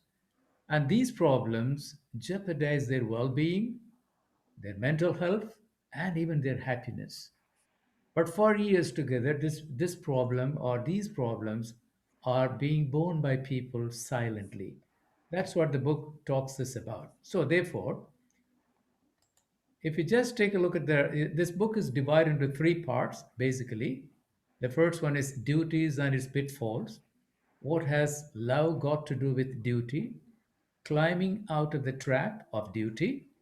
And then there are some special features I'll talk to you about. Duties and its pitfalls. The very word pitfalls is a negative word. Setbacks, problems, okay? And duty, the word duty, the son says, it is my duty to look after my mother. But the mother should also say that it is her responsibility to look after the son.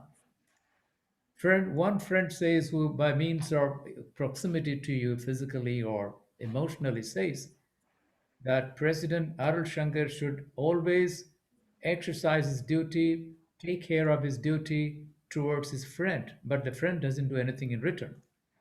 And if you take a look at the case of a housewife, a homemaker who stays home 24 by 7, cooking, housekeeping, doing the dishes, doing the laundry, looking after the kids, tutoring them, doing a lot of things in one go. Yet she is not given the due recognition because society or our tradition says that it is her duty and responsibility to be a patient mother. The head of the family, we call him the head of the family, the father, has nothing to do with that. He is not willing to partake of these important responsibilities and duties. Therefore, unfortunately, the author starts saying that modern life has become a duty free zone. Many people claim, according to him, no, not it. That's why he put a question mark. Everyone does things out of their sense of duty, which has its own pitfalls. And he goes on explaining. And the good thing about this book is he starts with an anecdote. He tells a story, then makes a point. Tells a story, makes a point. Some of the anecdotes are real, some of them are pure imaginary. But then values with a difference. He also approaches the values. The book approaches values established by humans with a difference. Okay, now he gives an example of an abusive father, for example. At the same time, he is the sole breadwinner of the family. And he expects the children to be passive listeners to his words, the wife to be passive observer, and they have no right to defy him, question him, or bring him back to his sanity. And because they think that it is the duty of the husband to shout at them, yell at them, and it is the duty of the wife to listen to that yelling. As a result, the children and the wife emotionally get devastated. This devastation is a result of our obsession with the concept of duty. Okay? There is always a fine line. We have to be careful about it. Duty, for example, then again, he goes on and on and on. Duty, as a result, is a trap we sometimes willingly walk into. So the book defies the conventional wisdom, the conventional social practices. They are not always right. So we are used to respecting the conventional practices and the social wisdom.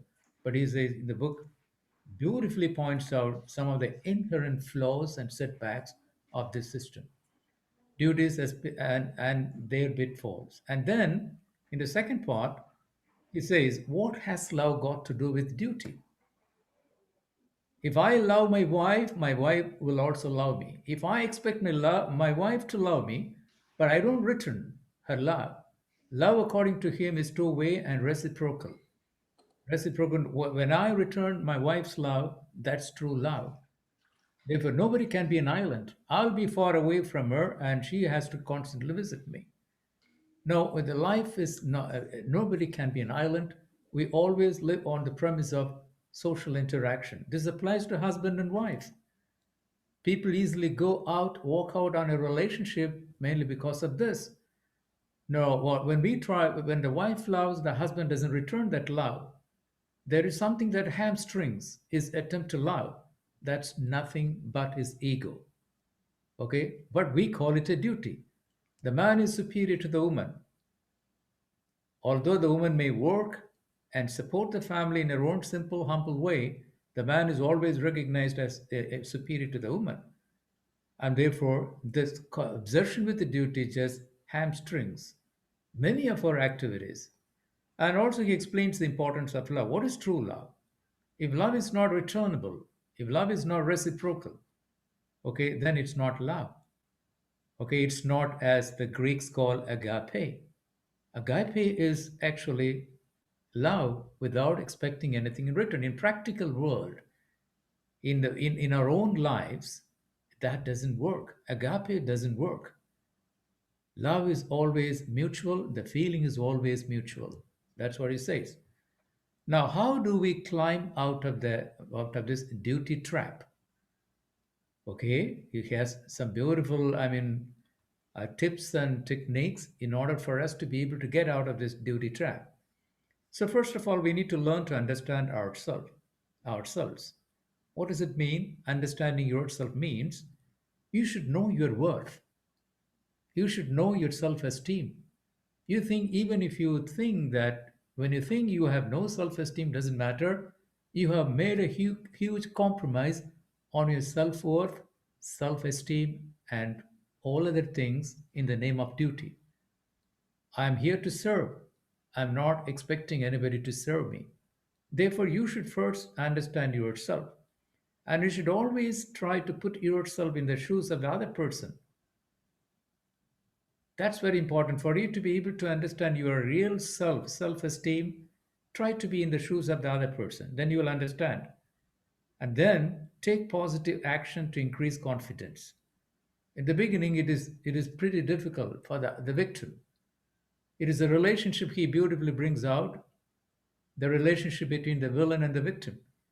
The victim is one who is constantly passive in the name of duty, but the villain makes use of it.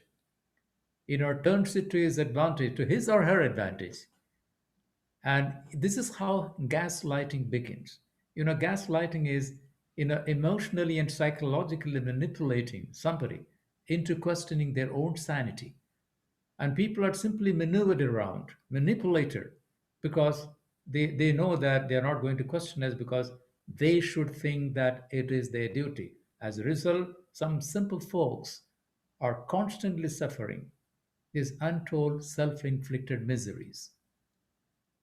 And that's what he beautifully says. He gives lots of examples. Therefore, you should always learn to understand the hidden agenda. Now, just learn to think beyond the seemingly simple outlines. Get deep into that. There is a hidden agenda and try to figure it out.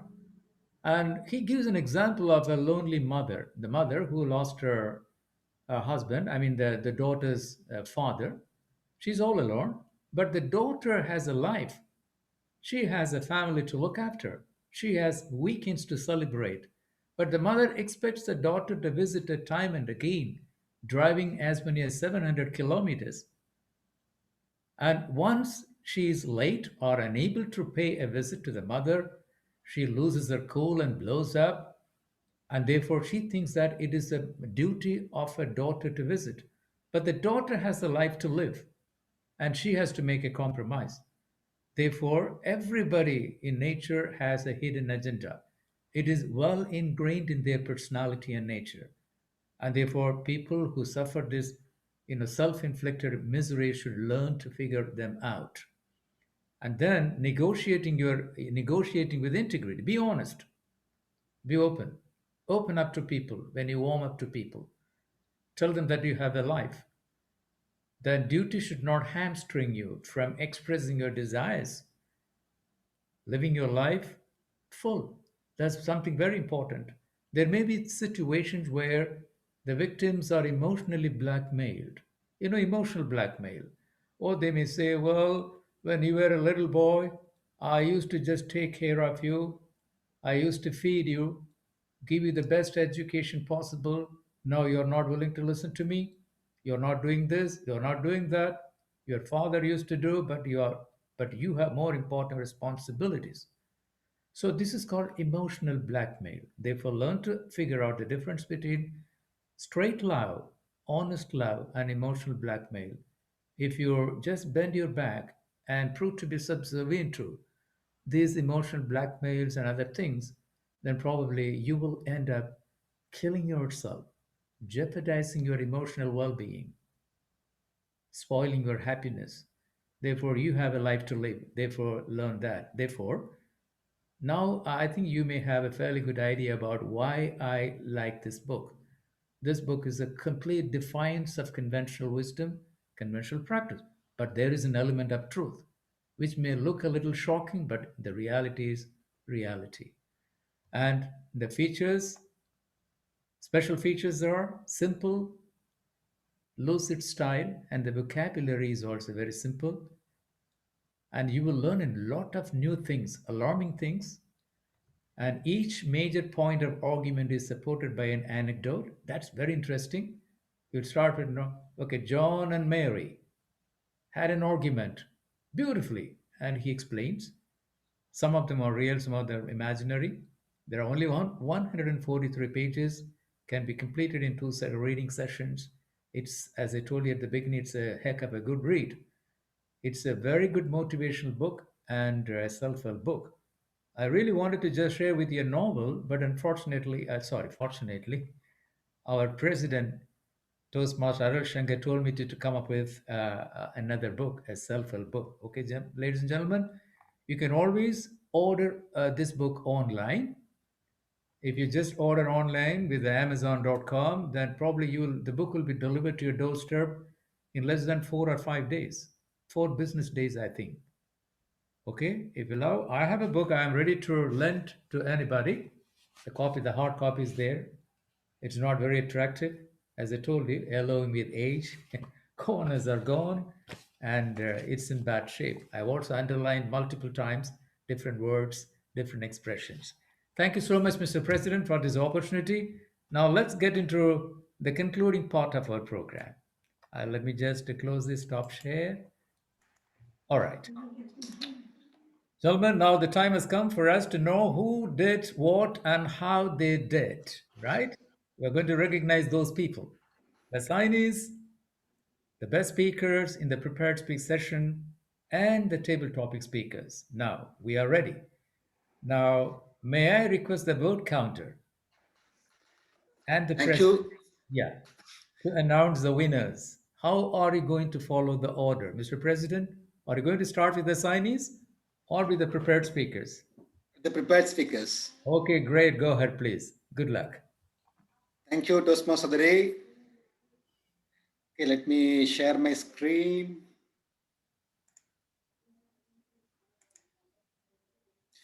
Okay, first, the best speaker for today's meeting goes to Toastmaster Arun Vasan.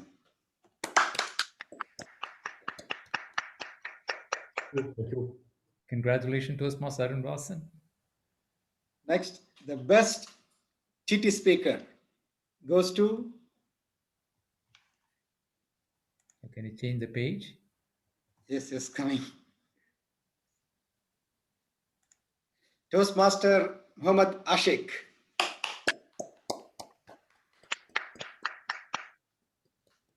The best evaluator goes to distinguished Toastmaster Vasudhar Gopal.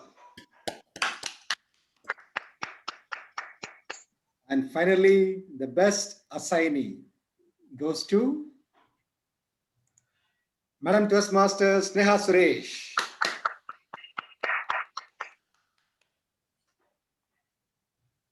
Thank you, and congratulations to all the winners, and over to Toastmaster of the day. Thank you so much. Thank you so much, Mr. President, and for announcing the winners. Hearty congratulations to all the winners, assignees, table topic speakers, and their prepared speakers. Congratulations to all the winners. I think it was a great meeting. We had different sessions. I think it's almost 9:35. We'll finish in a couple of minutes. Mr. President, you want to say something? I saw your lips moving. Okay, right. Thank you so much. And now you started with some tips on safety, right? Tips and techniques on safety. Now let me add one more tip to that. Well, if you have a flat tire while driving from one city to another city, or while driving from work or back to work, if you have a flat tire, and as you said, no, you have been able to successfully pull over to the side and you are waiting for assistance. The need of the hour is now, before calling somebody, exercise your skill of replacing that wheel. Now, it so happened a couple of years ago, I was driving back home from work. Suddenly, luckily, the right rear wheel became flat. I had a flat tire. Oh my God. I just pulled over to the side. There was no help available. I had no idea about how or who to call for emergency, roadside emergency. And then luckily, just I called one of my friends who called a mechanic, and the mechanic came to the spot and he helped me replace the wheel. And not only that, I had to spend some money and hours of anxiety. To avoid that, let's learn and practice the skill of replacing the tires ourselves. That's very important. Very, very important. Now I have learned it a little bit, although I haven't had a flat tire ever since. Thank you so much, Mr. President. I thoroughly enjoyed today's event, and I would like to express my gratitude to the VP Education and the President for giving me this opportunity. It's yet again another learning opportunity. Thank you so much once again. Thank you. Let me sign. Thank you, Toastmaster of the Day, DTM Dr. Ajay George, for this remarkable meeting. Thank you. We all enjoyed the show, and thanks to all the assignees for the wonderful meeting today. Let us join together to give a big round of applause to the TMOD and his team for today. So can we all open our cameras so that our VPPR can take a picture of this meeting?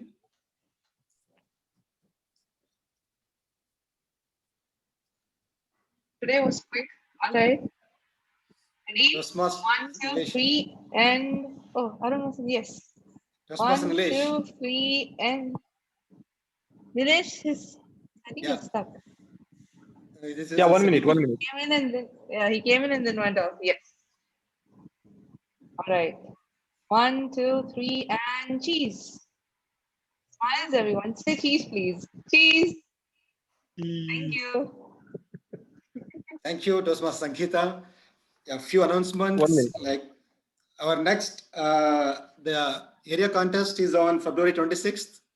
So request all contestants to be prepared, and we will be arranging a special meeting maybe on coming Saturday to it's like entering site kind of meeting. And whatever our TT master told today, like regarding the TT contest. So we'll be having such sessions for IS evaluation and humorous speech. And our next meeting is on March 3rd. And that's it from my side. Thank you all. Good night. Thank you everyone. A wonderful meeting. Wonderful meeting with minimum members. We need to improve Yeah, this. thank you all. Yes. Really enjoyed the meeting. Thank you all. Wonderful meeting. Thank you very much, all of you. Good night. Thank you, sir, Vasudha sir, for the wonderful evaluation. Thank you so much. You're welcome, Tado.